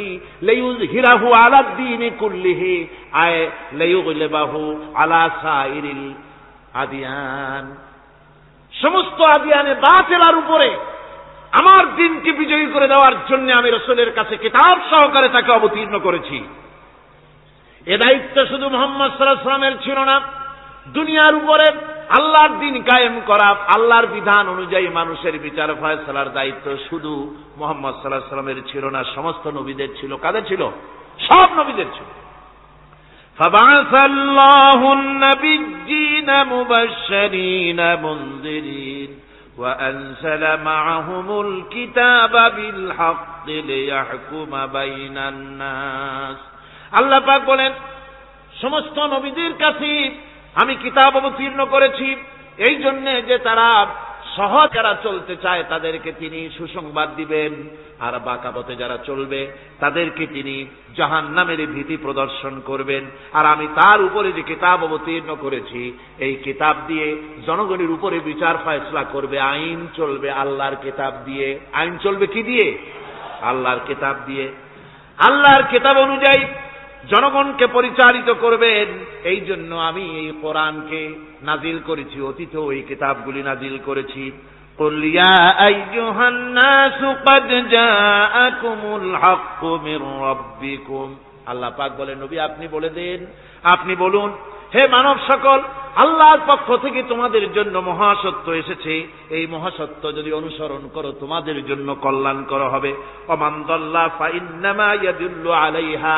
আর যদি কোরআনকে অমান্য করো, আল্লাহর কিতাবকে অমান্য করো, তাহলে তোমাদের জন্য অকল্যাণ হবে।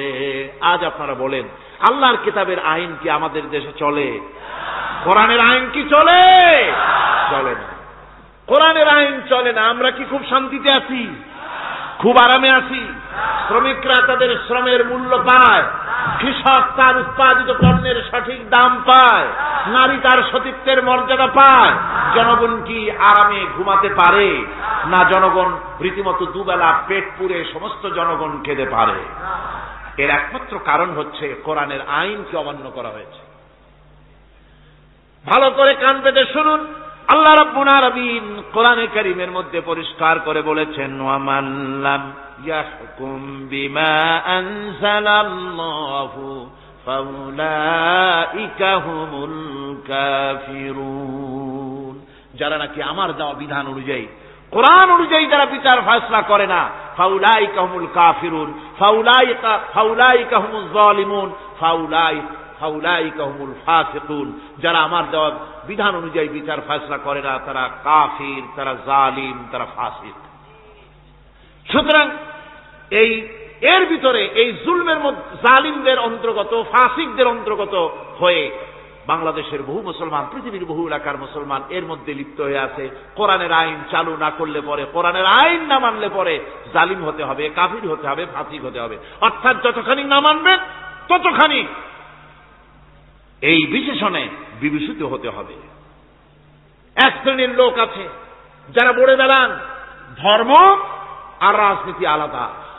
বলেন কিনা? কর জোরে বলেন, বলে কিনা? ধর্ম আর রাজনীতি আলাদা। তারা বলেন আমরা ধর্ম নিরপেক্ষ থাকতে চাই। তারা কি থাকতে চায়? ধর্ম নিরপেক্ষ থাকতে চায়। কোরআনে কারিমে এই ধর্ম নিরপেক্ষবাদীদের ব্যাপারে কোরআন কি বলছে শুনুন। আল্লাহ রাব্বুল আলামিন বলেন, আলাম তারা ইলাল্লাযীনা ইয়াজউমুনা আন্নাহুম আমানু বিমা উনজিলা ইলাইকা ওয়া মা উনজিলা মিন ক্বাবলিক। আল্লাহ পাক বলেন, হে নবী, তুমি কি সেই সব লোকদেরকে দেখেছ যারা দাবি তো করে যে আমরা আল্লাহর উপর ঈমান এনেছি আর এই কিতাবের উপর ঈমান এনেছি, এর পূর্বে যত কিতাব নাজিল হয়েছে সেসব কিতাবের উপরেও ঈমান এনেছি। ধর্ম নিরপেক্ষবাদীরা তারা তো বলে না যে আল্লাহ মানি না, কোরআন মানি না, একথা বলে না, ওটা বলে না। কি বলে? সেই বলা কথাটাই আল্লাহ এখানে অনেক আগে বলে রেখেছেন। ওরা বলে যে আমরা অবশ্যই আল্লাহকে মানি, আল্লাহর কিতাব মানি, এর পূর্বে যত কিতাব নাজিল হয়েছে সেগুলোও মানি, তবে ইউরিদুনা আইয়াতাহাকামু ইলাত তাগুত, তারা চায় তাদের জীবনের সমস্ত সমাধান সমস্যার জন্য তাগুতের কাছে যেতে চায়। তাগুতকে, আল্লাহকে বাদ দিয়ে তারা যেতে চায় কোথায়? তাগুতের কাছে। জোরে বলেন, কিসের কাছে যেতে চায়? তাগুতের কাছে। তাগুত বলে কারে?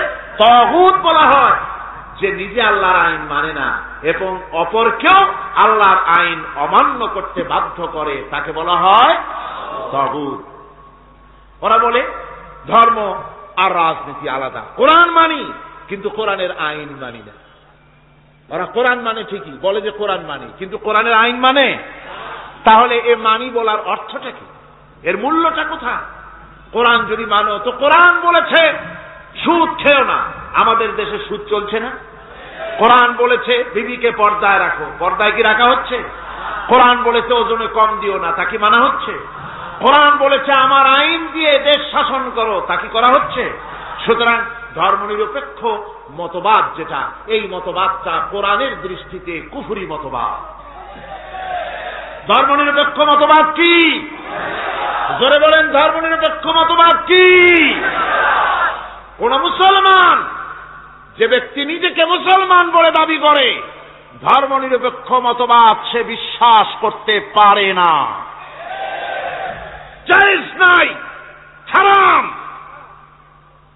আফাতুমিনুনা বিবাদিল কিতাব ওয়া তাকফুরুনা বিবাদ, তোমরা কোরআনের কিছু অংশকে মেনে নিবে আর কিছু অংশকে করবে অস্বীকার।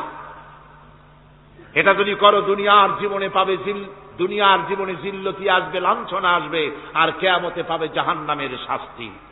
সুতরাং ধর্মনিরপেক্ষ মতবাদের অর্থ তারা বলে যে ধর্মহীনতা নয়, আসলে কিন্তু ধর্মনিরপেক্ষ মতবাদের অর্থই হলো ধর্মহীনতা। ঠিক কিনা কন? জোরে বলেন ঠিক কিনা? এই ধর্মনিরপেক্ষ মতবাদ আমাদের দেশের জন্ম হয় নাই, এর জন্ম হয়েছে ইউরোপ সভ্যতায়। প্রাচীন ইউরোপ সভ্যতায় এর জন্ম হয়েছিল, সেখান থেকে তার আন্ডা বাচ্চা ভারতে এসেছিল। ভারত থেকে এই আন্ডা বাচ্চার কিছু অংশ 1972 সালে তদানীন্তন সরকারের মাথার উপরে ভারত চাপিয়ে দিয়েছিল। সেই ধর্মনিরপেক্ষ মতবাদ 1972 সনের সংবিধানে লেখা হলো, কিন্তু 1982 সনে যখন সংবিধান আবার অ্যামেন্ডমেন্ট করা হলো, তখন ধর্মনিরপেক্ষতার কপালে ঝাঁটা মেরে বিদায় করা হয়েছে। বাংলাদেশে ধর্মনিরপেক্ষ মতবাদ চলতে পারে না। ধর্মনিরপেক্ষ মতবাদের কথা আমাদের দেশে তারাই বলে যারা 72 সনে ক্ষমতায় ছিলেন। তারা ধর্মের সাথে কি ব্যবহার করেছেন আমরা ভুলে যাই নাই, আপনারা ভুলে গেছেন। 1972 সনে দেশের সমস্ত বিশ্ববিদ্যালয়ের মনোগ্রাম থেকে ইকরা বিস্মি রাব্বিকাল্লাযী খালাক রাব্বি জিদনি ইলমা, কোরআনে কারীমের এই আয়াতকে বিদায় করে দেওয়া হয়েছিল।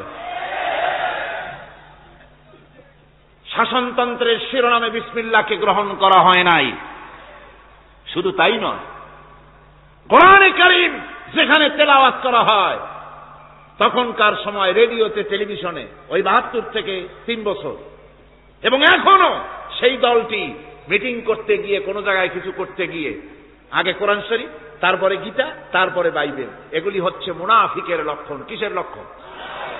যেখানে যেই টেবিলে যেই মঞ্চে কোরআন তেলাওয়াত হয়, বাইবেল গীতা পড়া হারাম, পড়া হতে পারে না। কোরআনের চাইতে শ্রেষ্ঠ কিতাব আল্লাহর দুনিয়া আছে? সমস্ত কিতাবকে রদ করেছে কোরআন। হযরত ওমর রাদিয়াল্লাহু তাআলা রাসূল করিম সাল্লাল্লাহু আলাইহি ওয়াসাল্লামের কাছে গিয়ে তাওরাতের একটা পাতা পড়তেছিলেন। হযরত আবু বকর রাদিয়াল্লাহু তাআলা সেখানে চলে এলেন। এসে দেখেন রাসূল করিম সাল্লাল্লাহু আলাইহি ওয়াসাল্লামের চেহারা মোবারক লাল হয়ে গিয়েছে গোসায়। হযরত আবু বকর বললেন, ওমর, তুই যদি এর থেকে মরে যেতিস, তুই যদি এর থেকে মরে যেতিস, তুই যদি এর থেকে মরে যেতি। তিনবার বললেন। হযরত ওমর শিউরে উঠলেন, হতচকিত হয়ে উঠলেন। আবু বকর আমাকে মরার কথা বলছেন কেন? তিনি তাকিয়ে দেখেন রাসূল করিম সাল্লাল্লাহু আলাইহি ওয়াসাল্লামের চেহারা মোবারক গোসায় লাল হয়ে গিয়েছে। হযরত ওমর বলছেন, ইয়া রাসূলুল্লাহ, আমার এবং আমার পিতা মাতার জীবন আপনার কদম মোবারকে উৎসর্গ হয়ে যায়। আমি অপরাধ করেছি, কি অন্যায় করেছি হুজুর আমাকে বলুন। হুজুর বলছেন, ওমর, তুমি যে তাওরাতের পাতা আমার সামনে পড়তেছ, এই তাওরাত যার উপরে নাজিল হয়েছিল, সেই মুসা আলাইহিস সালাম যদি আজকে বেঁচে থাকতেন, তাহলে আমার উম্মতের ভিতরে শামিল হয়ে যাওয়া তার জন্য ফরজ হয়ে যেত। অতীতের সমস্ত কিতাবকে রদ করা হয়েছে, সমস্ত শরিয়াতকে বন্ধ করা হয়েছে। সুতরাং কোন মুসলমানের প্ল্যাটফর্মে যেখানে কোরআন তেলাওয়াত, বাইবেল, গীতা পড়া হারাম, সেখানে এই মুনাফিকরা তাও করে থাকে। আমার মুসলমান ভাইয়েরা, নজরুল ইসলাম কলেজের ইসলাম শব্দ বাদ দিয়ে নজরুল কলেজ করা হয়েছিল। সলিমুল্লাহ মুসলিম হলের মুসলিম শব্দ বাদ দিয়ে শুধু সলিমুল্লাহ হল করা হয়েছিল। তার মানে ধর্ম এদের কলিজায় আগুন জ্বালিয়ে দেয়। ইসলামের নাম বরদাস্ত হয় না, কোরআনের নাম বরদাস্ত হয় না। আর বরদাস্ত হয়নি বলেই আল্লাহ পাক তার ইন্তেকাম নিয়েছেন। আমার বক্তব্য হচ্ছে, কোরআনে কারীম পৃথিবীতে এসেছে শাসন করতে দুনিয়াকে। তার মধ্যে রয়েছে রাজনীতি, অর্থনীতি, সব কিছু। এই বিচার ফয়সালা কোরআন থেকে যারা গ্রহণ করে না, রাসূলকে যারা বিচারক মানে না, তাদের সম্পর্কে আল্লাহ পাক কি বলছেন শুনুন। ফালা ওয়ারাব্বিকা লা ইউমিনুনা হাত্তা ইউহাক্কিমুকা ফীমা শাজারা বাইনাহুম সুম্মা লা ইয়াজিদু ফী আনফুসিহিম হারাজাম মিম্মা কাদাইতা ওয়া ইউসাল্লিমু তাসলিমা। আল্লাহ রাব্বুল আলামিন বলেন, ফালা ওয়ারাব্বিক, কখনো নয় হে নবী, আপনার রবের কসম, কখনোই নয়। ওরা মুমিন নয় যারা নাকি তাদের জীবনের সব কিছুর ব্যাপারে যতক্ষণ পর্যন্ত আপনাকে বিচারক না মানে, আপনার দেওয়া ফয়সালাকে গ্রহণ না করে, এবং আপনি বিচার করার পর ফয়সালা দেওয়ার পরে এটার উপরে দ্বিধাহীন চিত্তে মেনে যতক্ষণ না নিবে, ততক্ষণ পর্যন্ত তারা যত ঈমানের দাবি করুক, তারা আসলে মুমিন না। এ ফতোয়া কার? এ ফতোয়া কার? আল্লাহ রাব্বুল আলামিনের ফতোয়া। কখনো মুমিন হতে পারবে না যারা রাসূলুল্লাহকে ফয়সালাকারী হিসেবে গ্রহণ না করবে, কোরআনকে সংবিধানের উৎস হিসেবে গ্রহণ না করবে। কোরআন এসেছে আইনের কিতাব হিসেবে পৃথিবীর মানুষকে পরিচালিত করার জন্য। আজ এই কোরআনের আইন যারা মানে সেখানে শান্তি পায়, কোরআন যেখানে মানে না সেখানে শান্তি হয় না। আল্লাহ পাক পরিষ্কার বলেছেন, কোরআনের আইন মেনে চলো। আর যারা এই কোরআনকে অমান্য করবে তাদের শাস্তি কি হবে? আল্লাহ পাক বলেন, আল্লাযীনা কাযযাবু বিল কিতাবি ওয়া বিমা আরসালনা বিহি রুসুলানা ফাসাউফা ইয়ামালুন। আল্লাহ পাক বলেন, আমি যে কিতাব নাজিল করেছি, এই কিতাবকে যারা মিথ্যা মনে করে, কিতাবকে যারা অস্বীকার করে, কোরআনের আইন যারা মানে না, আমি যে রাসূলের উপরে যা নাজিল করেছি সেগুলির উপরে যারা ঈমান আনে না, এগুলিকে যারা মানে না, তাদের জন্য এর পরিণতি তারা খুব শীঘ্রই টের পাবে। খুব শীঘ্রই তাদেরকে এর পরিণতি দেওয়া হবে। কিয়ামতের দিন তাদেরকে আল্লাহ রাব্বুল আলামিন জাহান্নামে প্রবেশ করাবেন। কোরআনের অবমাননাকারীদের জায়গা কোথায় হবে? কোথায় হবে তাদের জায়গা? জাহান্নামের ভিতরে হবে। সুতরাং আমরা কোথায় যেতে চাই? জাহান্নামে না জান্নাতে? বেহেশতে যদি যেতে চাই, দুনিয়ায় যদি শান্তি চাই এবং আখিরাতে যদি মুক্তি পেতে চাই, তাহলে আমাদেরকে কোরআনের আইনকে মানতে হবে। কিসের আইন মানা লাগবে? কোরআনের আইন মানতে হবে। কোরআনে কারীমের নাজিল হলো, আল্লাহ পাক যে কোরআন আমাদের শিখালেন, আর রহমান আল্লামাল কোরআন, যে কোরআন তিনি আমাদের শিখালেন। এই কোরআন নাজিলের পদ্ধতি ছিল মদিনা এবং মক্কা। রাসূলের মক্কি জিন্দেগিতে কিছু নাজিল হয়েছে, আর মদনী জিন্দেগিতে নাজিল হয়েছে কিছু। মক্কা শরীফে যেগুলি নাজিল হয়েছে সে সূরাগুলো ছিল তাওহীদ, রিসালাত এবং আখিরাতের উপরে নির্ভর করে। আর মদনী সূরা যেগুলি ছিল সেগুলি ফৌজদারি দণ্ডবিধি, উত্তরাধিকারী আইন, তারপরে যাকাত, ওসর, যুদ্ধ, সন্ধি, বন্দী, এরপরে রয়েছে স্বরাষ্ট্রনীতি, পররাষ্ট্রনীতি, অর্থনীতি, জীবন পরিচালনার সমস্ত বিধি আর ব্যবস্থা মদনী জিন্দেগীর সূরাগুলিতে, অবতীর্ণ সূরাগুলিতে আল্লাহ রাব্বুল আলামিন নাজিল করেছেন। কোরআন শরীফ মানুষের সকল সমস্যার সমাধান দিয়েছে। এখানে আমি এখন তার কিছু নমুনা পেশ করছি আপনাদের সামনে, আপনাদের বোঝার জন্য যে কোরআন। অনেকে বলে যে কোরআনের তাফসীরের ভেতরে রাজনীতির আলোচনা হয়। রাজনীতি সেইটুক করি যেটুকুন আল্লাহ কোরআনে করেছেন। জোরে কোন আলহামদুলিল্লাহ। এর থেকে বালাই কিছু বলি নাকি? না। কোরআন যেটুকুন করেছে, রাসূলুল্লাহ যেটুকুন করেছে, একজন মুসলমান হিসাবে তা করা আপনার আমার জন্য কি? সুন্নত, নফল। ওইটা করা কি জোরে কোন? এটা করা আমাদের জন্য ফরজ। সেই জন্য আমি কিছু নমুনা পেশ করছি আপনাদের সামনে, বুঝতে পারবেন যে কোরআন শুধু নামাজের কথা নিয়ে আসে নাই। কোরআনের মধ্যে আয়াত সংখ্যা কত? 6666। এটা ঠিক না, কিছু কম আছে। 6000 কয়েক শত, ভালো করে গুনে দেখা দরকার। তো এই যে আয়াতে কারিমা যেগুলি রয়েছে, এর মধ্যে মাত্র 500 আয়াত হচ্ছে হুকমে শরঈ। ভালো করে শুনুন, 500 আয়াত আদেশ এবং নিষেধ জাতীয়। এটা করো, ওটা করো না, এটা হালাল, ওটা হারাম। এ হলো 500। তো এই যদি 500 হয় তাহলে বাকি 6000 কি? বাকি 6000 ইতিহাস, দর্শন, বিজ্ঞান, রাজনীতি, অর্থনীতি, সমাজনীতি, উত্তরাধিকারী আইন, পররাষ্ট্রনীতি, স্বরাষ্ট্রনীতি, মানুষের জীবনে যা দরকার, ইহকাল, পরকাল, কবর, হাসর, মিজান, সিরাত, জান্নাত, জাহান্নাম, এসব কিছু আল্লাহ পাক বাকি হাজার হাজার আয়াতের মধ্যে বলেছেন। তো 500 আয়াতের পরিচিতি আমাদের জানা আছে, নামাজ, রোজা, হজ, যাকাত, হালাল, বৈধ, অবৈধ ইত্যাদি সম্পর্কে। কিন্তু বাকি আয়াতগুলিতে আমাদের জীবন পরিচালনার ব্যাপারে আল্লাহ পাকের কথা শুনুন, কিভাবে এ কথাগুলি আল্লাহ পাক আমাদের বলছেন। বিচার পদ্ধতি সম্পর্কে শুনুন। কোরআন যে বিচার পদ্ধতি আমাদেরকে দিয়েছেন, নিরঙ্কুশ ন্যায় বিচারের কথা কোরআন বলেছে। কোরআন বলেছে বিচার হতে হবে কি ধরনের? ওয়াইদা হাকামতুম বাইনান নাসি আন তাহকুমু বিল আদল। কোরআন শরীফ বলেছে তোমরা যখন লোকদের মাঝে বিচার ফয়সালা করবে তখন অবশ্যই সুবিচার করবে, জাস্টিস, ন্যায় বিচার করবে। এই ন্যায় বিচার করতে গিয়ে তোমার সামনে যদি বিজাতীয় কোনো লোক আসামি হয়ে দাঁড়ায়, অমুসলিম, তখন বিচারটা কিভাবে করবে? কোরআনে কারীম বলছি, ওয়ালা ইয়াজরিমান্নাকুম শানাআনু কওমিন আলা আন লা তা'দিলু। কোন বিশেষ শ্রেণীর বিচার কাজ করতে গিয়ে, কোন বিশেষ শ্রেণী বা জাতির বিচার কার্য পরিচালনা করতে গিয়ে তাদের প্রতি বিদ্বেষ যেন তাদেরকে, তুমি যেন জুলুম করে না বসো, তখন যেন তুমি ইনসাফ করতে পারো, তাদের উপরে জুলুম করবে না। সে যদি তোমার জাতের লোক না হয়, বিচার করতেছে তুমি, বিচারক হিসাবে সঠিক বিচার করবে, বিচারের মানদণ্ডকে কখনো খেলাধুলা করবে না, ভালো সুবিচার করবে। এটা হচ্ছে কোরআনে কারীমের কথা।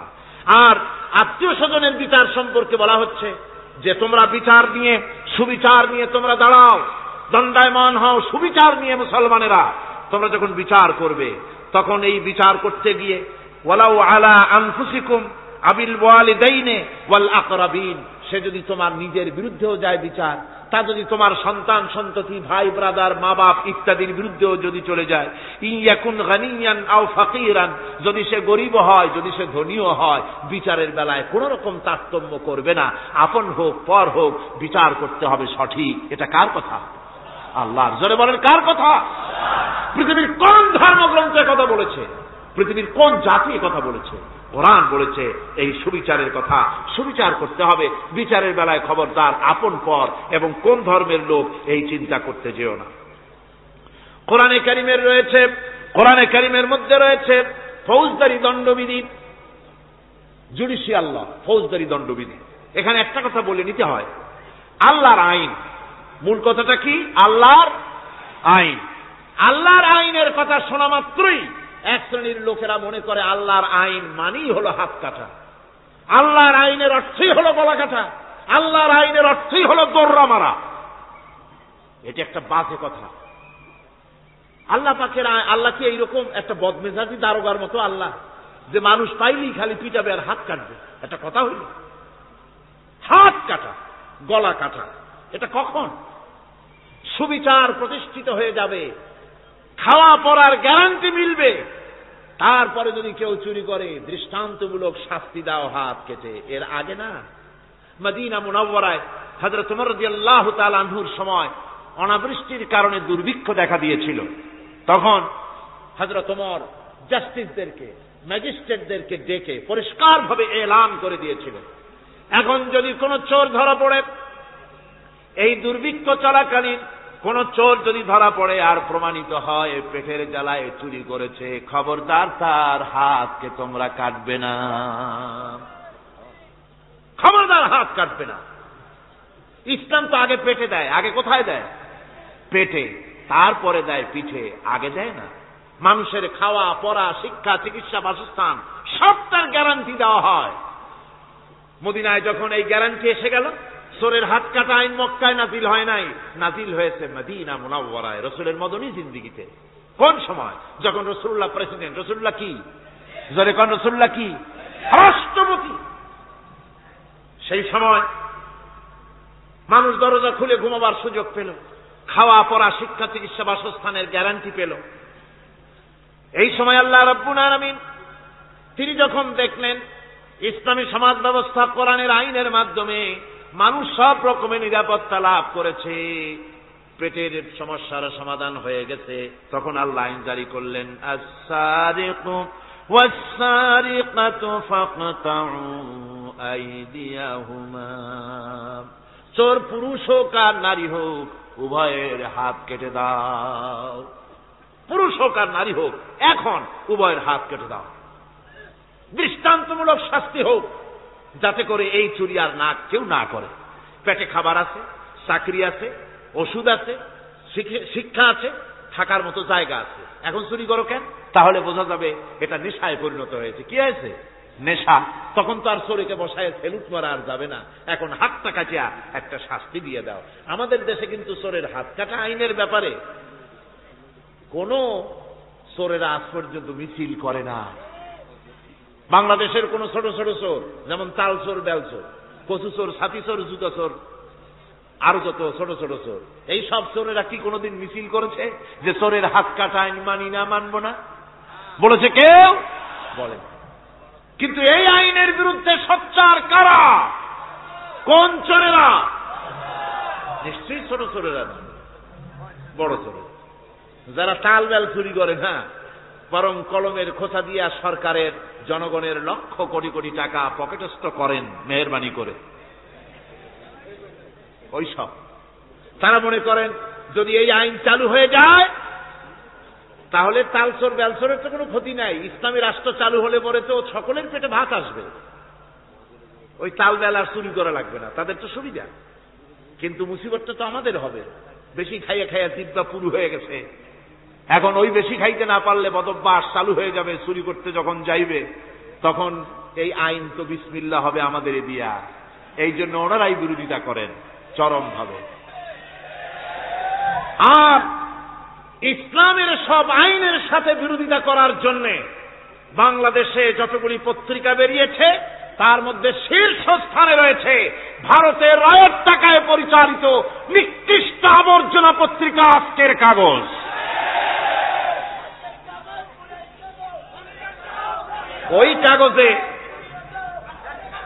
এই কাগজের একটা প্রবন্ধ লেখা হয়েছে আজ।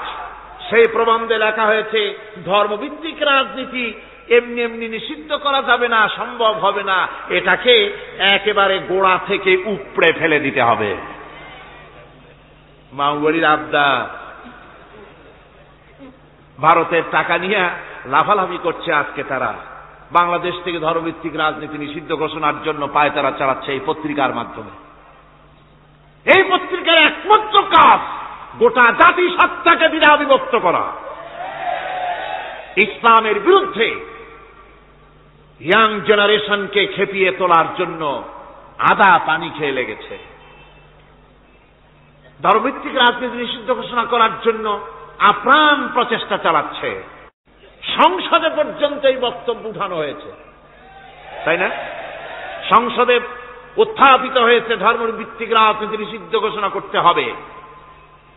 আমি বলেছি ধর্মভিত্তিক রাজনীতি নিষিদ্ধ ঘোষণা করে ফেলেছিল রাশিয়া। রাশিয়ার যেই পার্লামেন্টে বসে ধর্মভিত্তিক রাজনীতি নিষিদ্ধ ঘোষণা করা হয়েছিল, যে পার্লামেন্টের ঘোষণার বলে লক্ষ লক্ষ মুসলমানদেরকে জবাহ করা হয়েছে রাশিয়ায়, যে পার্লামেন্টের ঘোষণার বলে মসজিদ মাদ্রাসা ভেঙে চুরি একাকার করে দেওয়া হয়েছিল রাশিয়ায়, যেই পার্লামেন্টে বসে আলেম ওলামা পীর দরবেশদেরকে হত্যা করার জন্য নির্দেশ দেওয়া হয়েছিল রাশিয়ার যে পার্লামেন্ট থেকে, সেই দেশ আজ আর আস্ত নাই, দেশটা টুকরা টুকরা হয়ে গিয়েছে। বাংলাদেশের পার্লামেন্টে আজকে যারা এই দুঃসাহসিক কথা বলছেন, ধর্মভিত্তিক রাজনীতি নিষিদ্ধ ঘোষণা করার কথা যারা উচ্চারণ করছেন, রাশিয়ার পার্লামেন্টের ইতিহাস ভুলে যাবেন না। বাংলাদেশে 11.5 কোটি তৌহিদি জনতার তৌহিদি রক্ত, তৌহিদি চেতনা সমস্ত শরীরে মাথায় আর রগ রেশায় টকবক করছে। ইসলামী চেতনা, ইসলামের রক্ত। এই মুসলমানদের সাথে আগুন নিয়ে খেলা করার চেষ্টা করো না। আমার বন্ধুগণ, কোরআনের আইন বন্ধ করার ক্ষমতা কারো নাই। আইন চালু হলে পরেই শান্তি আসবে। ওরা বিরোধিতা করছে, ওরা বলছে চোরের হাত কাটা আইন, এটা হচ্ছে একটা অমানবিক ব্যাপার। আইনটা কার? আল্লাহ। মানুষগুলি কার? তা তোমারা তো দরদ কেন? মায়ের চাইতে মাসির দরদ বেশি, এটা কি খুব সুলক্ষণ? না, এটা দারুণ কুলক্ষণ। সুতরাং আল্লাহ রাব্বুল আলামিন তার আইন হচ্ছে শাশ্বত আইন। চোরের হাত কাটা আইন অর্থ এ নয় যে বাংলাদেশ ইসলামী দল যদি ক্ষমতায় আসে পাইকারি দরে চোরের হাত কাটা আরম্ভ করবে না। ততক্ষণ পর্যন্ত আইন চালু হবে না যতক্ষণ পর্যন্ত সমস্ত মানুষ তাদের কর্মসংস্থান না হবে, খাবার না পাবে, চাকরি বাকরি না হবে, খেয়ে পরে খাওয়া পড়া শিক্ষা চিকিৎসা বাসস্থান সবটার গ্যারান্টি মিলবে, তারপরে আইন চালু হবে। এর আগে নয়। আল্লাহ রাব্বুল আলামিন ফৌজদারি দণ্ডবিধির আওতার ভিতরে চোরের কি শাস্তি হবে তা বললেন, নরহত্যার শাস্তি কি হবে তাও আল্লাহ পাক এখানে বলছেন, ইয়া আইয়ুহাল্লাযীনা আমানু কুতিবা আলাইকুমুল কিসাসু ফিল কাতলা। আল্লাহ পাক বলেন তোমাদের প্রতি নরহত্যার শাস্তি স্বরূপ কিসাস নির্দিষ্ট করা হয়েছে, অর্থাৎ হত্যার বদলে হত্যা করা। একজন মানুষ আর একজন মানুষকে হত্যা করেছে, কোরআনের আইন হচ্ছে ওকেও হত্যা করো। কি সুন্দর আইন, সুবহানাল্লাহ পড়েন। তাহলে কি হবে? রেডিও টেলিভিশনে পত্র পত্রিকার মাধ্যমে যদি খবর ছড়ানো হয় যে হত্যাকারীর বিচার হবে কোরআনের আইন অনুযায়ী, প্রকাশ্য রাজপথে হত্যাকারীকে তাকেও যদি হত্যা করে দেওয়া হয়, এই দৃশ্য উপস্থিত জনতা যত দেখবে, পত্র পত্রিকায় খবর পাবে, টেলিভিশনের পর্দায় দেখতে পাবে, যারা দেখলো এই সব লক্ষ লক্ষ জনতার ভেতরে মানুষ হত্যা করার দুঃসাহস আর আসবে? আল্লাহ পাক বলছেন এটা হচ্ছে মানুষের কিসাস, এর মধ্যে রয়েছে মানুষের জীবন। এরপরে নরকতার শাস্তি আল্লাহ পাক এভাবে কোরআনে কারীমের মধ্যে বললেন। জিনার শাস্তি,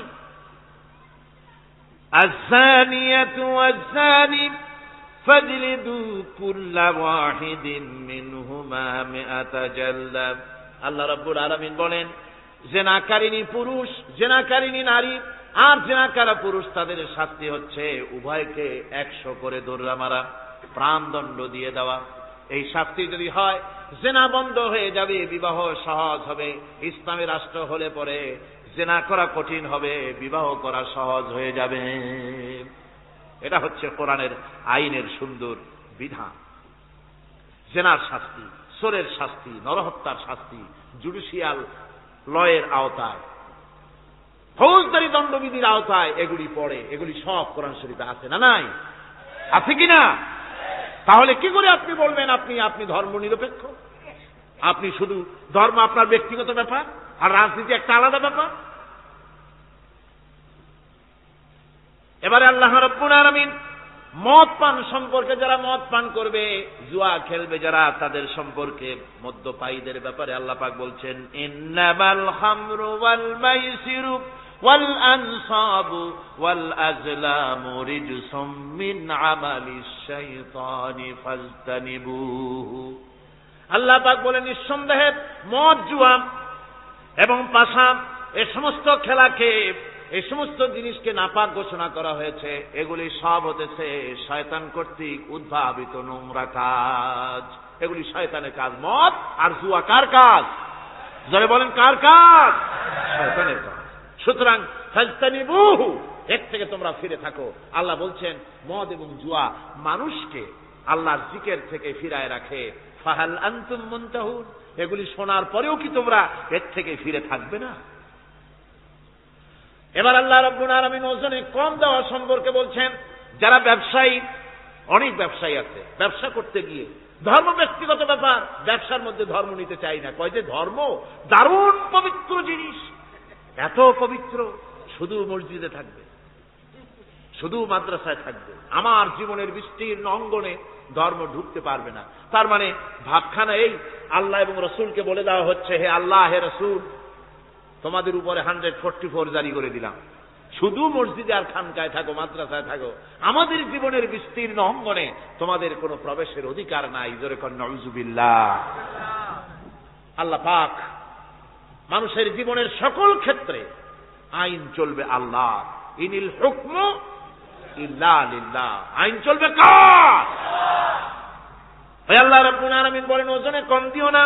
ওয়াউফুল কাইলা ইযা কিলতুম ওয়াজনু বিল কিসতাসিল মুস্তাকিম। মেপে যখন কোন জিনিস দিবে, পরিমাপে কম দিবে না। ওজন করে যখন দিবে, ওজনেও কম দিবে না। আল্লাহ পাক কোরআনে কারীমের মধ্যে সুন্দর করে সব কথা বলে দিলেন। ওজনে কম করো না, পরিমাপে কম করো না, সঠিকভাবে এটাকে দিও। এতিমের মাল সম্পর্কে কোরআন বলছে, ওয়ালা তাকরাবু মালাল ইয়াতীমি ইল্লা বিল্লাতী হিয়া আহসান। এতিমের মাল ভক্ষণ করা তো দূরের কথা, এর নিকটবর্তী হয় না। তবে হ্যাঁ, এতিম বয়সপ্রাপ্ত হওয়া পর্যন্ত যদি আমানত রাখো, সেটা ভিন্ন কথা, কিন্তু এতিমের মালকে ভক্ষণ করো না অবৈধভাবে। এতিমের মালের সুরক্ষার জন্য আল্লাহ পাক বলে দিলেন।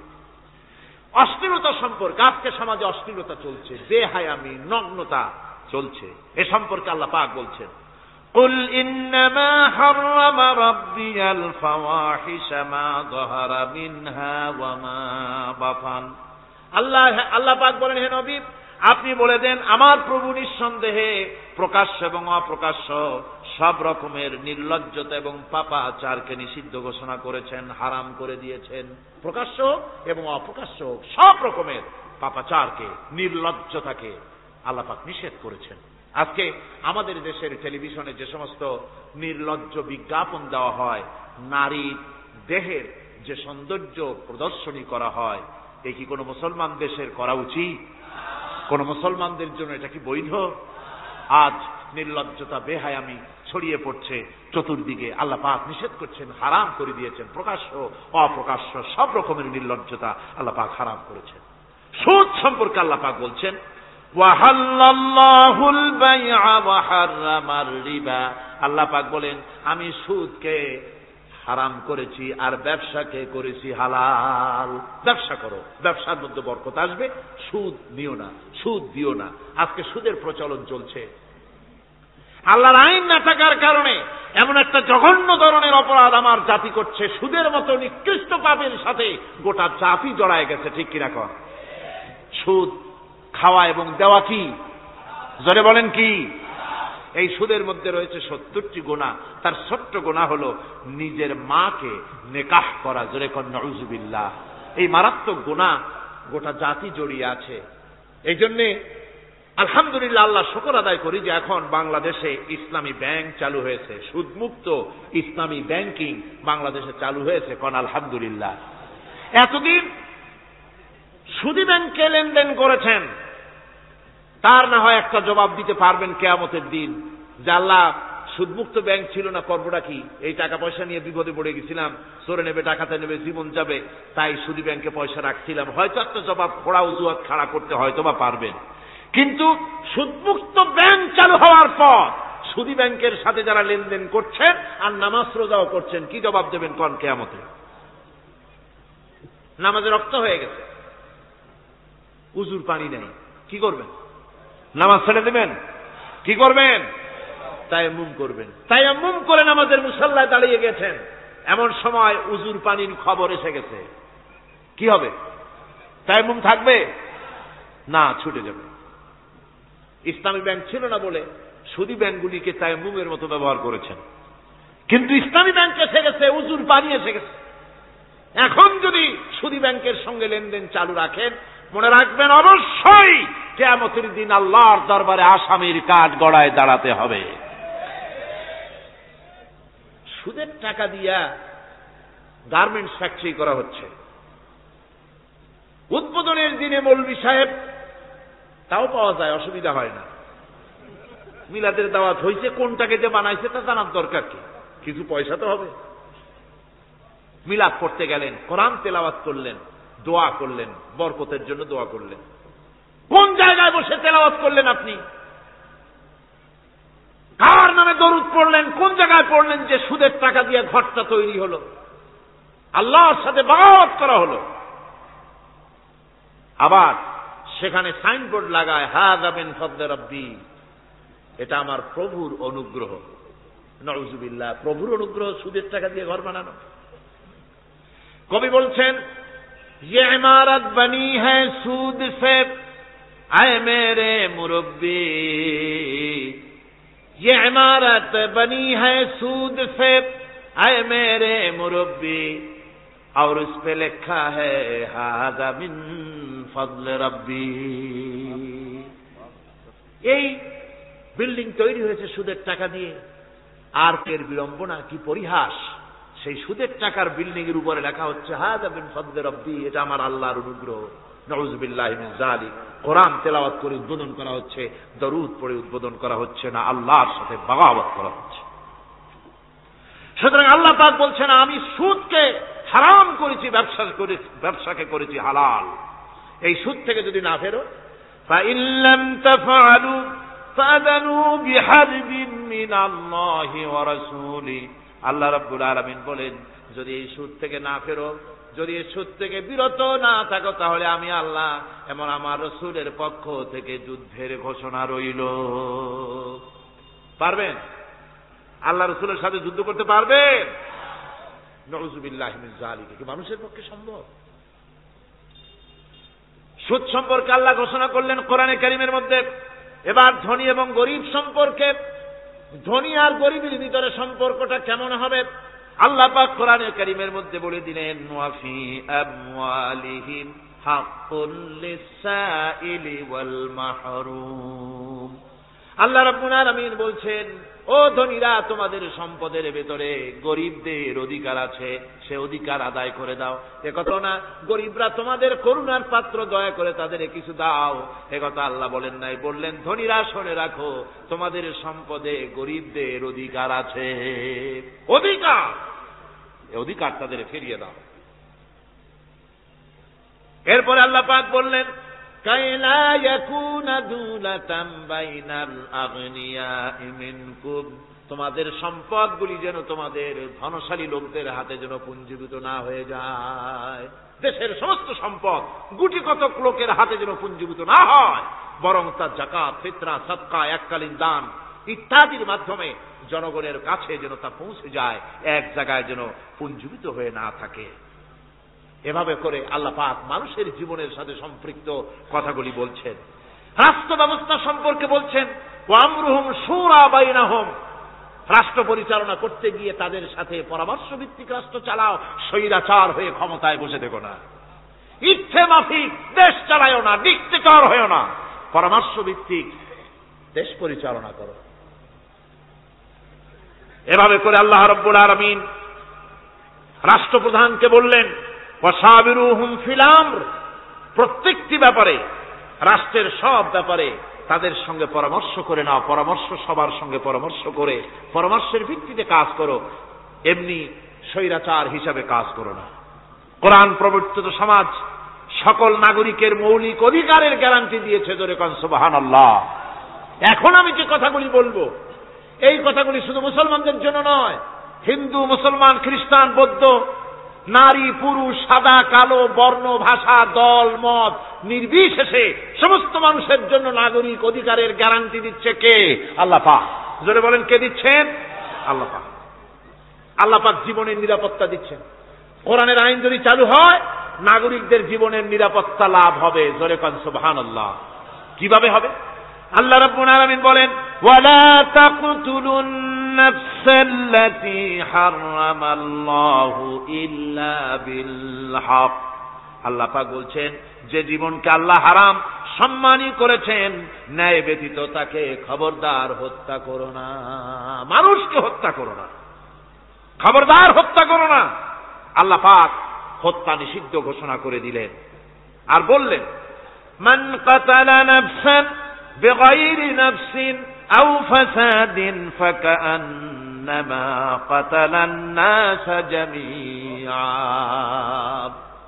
কেউ যদি কোন নরহত্যা এবং বিপর্যয় সৃষ্টি করে, কোন অপরাধ ছাড়া যদি কেউ কোন নির্দিষ্ট অভিযোগ, তাকে হত্যার শাস্তি দেওয়া যায় কোরআন অনুযায়ী, এরকম ছাড়া যদি অন্যায়ভাবে কেউ কাউকে হত্যা করে, তাহলে একটা লোক হত্যা করা নয়, একটা মানুষ হত্যা করার অর্থ হলো গোটা বিশ্বের সমস্ত মানুষকে হত্যা করা। কে বলছেন এ কথা? আল্লাহ পাক বলছেন। আর একটা মানুষকে যদি বাঁচায় দেওয়া যায়, তাহলে সে যেন গোটা পৃথিবীর সমস্ত মানুষকে বাঁচায় দিল। এ কথা কে বললেন?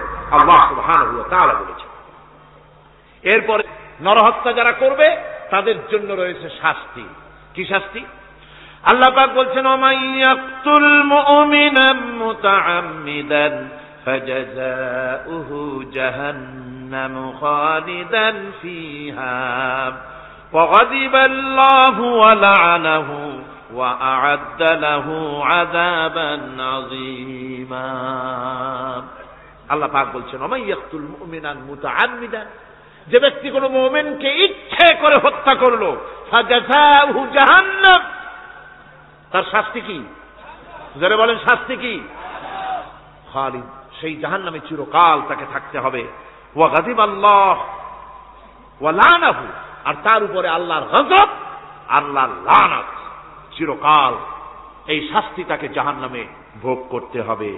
এই কথাগুলি না জানার কারণেই আজকে কলেজ, বিশ্ববিদ্যালয়গুলিতে মানুষ হত্যা চলছে পাখি হত্যার মতোই। ঠিক কিনা কোন? বিশ্ববিদ্যালয়গুলিতে, কলেজগুলিতে মায়ের কোল খালি করা হচ্ছে, পিতাকে কাঁদানো হচ্ছে। কত আশা করে ছেলে পাঠানো হয় কলেজ, ইউনিভার্সিটিতে, আর সেখানে সামান্য নিজের দলের প্রাধান্য বিস্তার করার জন্য পরমা সহিষ্ণুতা নাই, সমানে হত্যা করা হচ্ছে।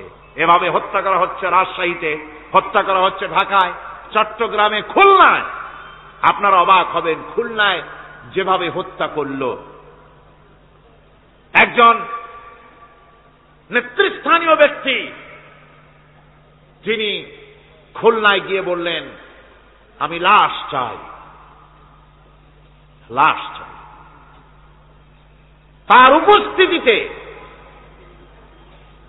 ইসলামী ছাত্র শিবিরের দৌলতপুর বিএল কলেজের জিএস আব্দুল হালিম মুন্সি মসজিদে নামাজ পড়তে গিয়েছে, সেই অবস্থায় তাকে মসজিদের ভিতরে গুলিবিদ্ধ করেছে। জান বাঁচাবার জন্য এই ছেলে পার্শ্ববর্তী পুকুরের মধ্যে ঝাঁপায় পড়েছে। সেখান থেকে তাকে টেনে তুলে তাকে কোপানো হচ্ছে। সে প্রাণী প্রাণী বলে চিল্লাচ্ছে। এই অবস্থায় মসজিদের সিঁড়ির উপরে কাট করে তাকে জবাও করা হয়েছে।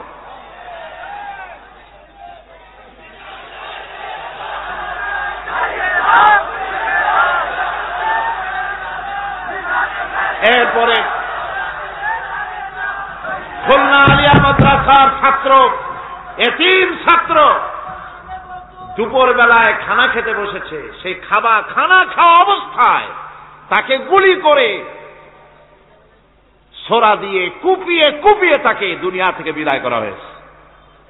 এভাবে প্রত্যেকটি শিক্ষাঙ্গনে, প্রতিটি শিক্ষাঙ্গনে এভাবে মানুষকে মারা হচ্ছে, ছাত্রদেরকে মারা হচ্ছে।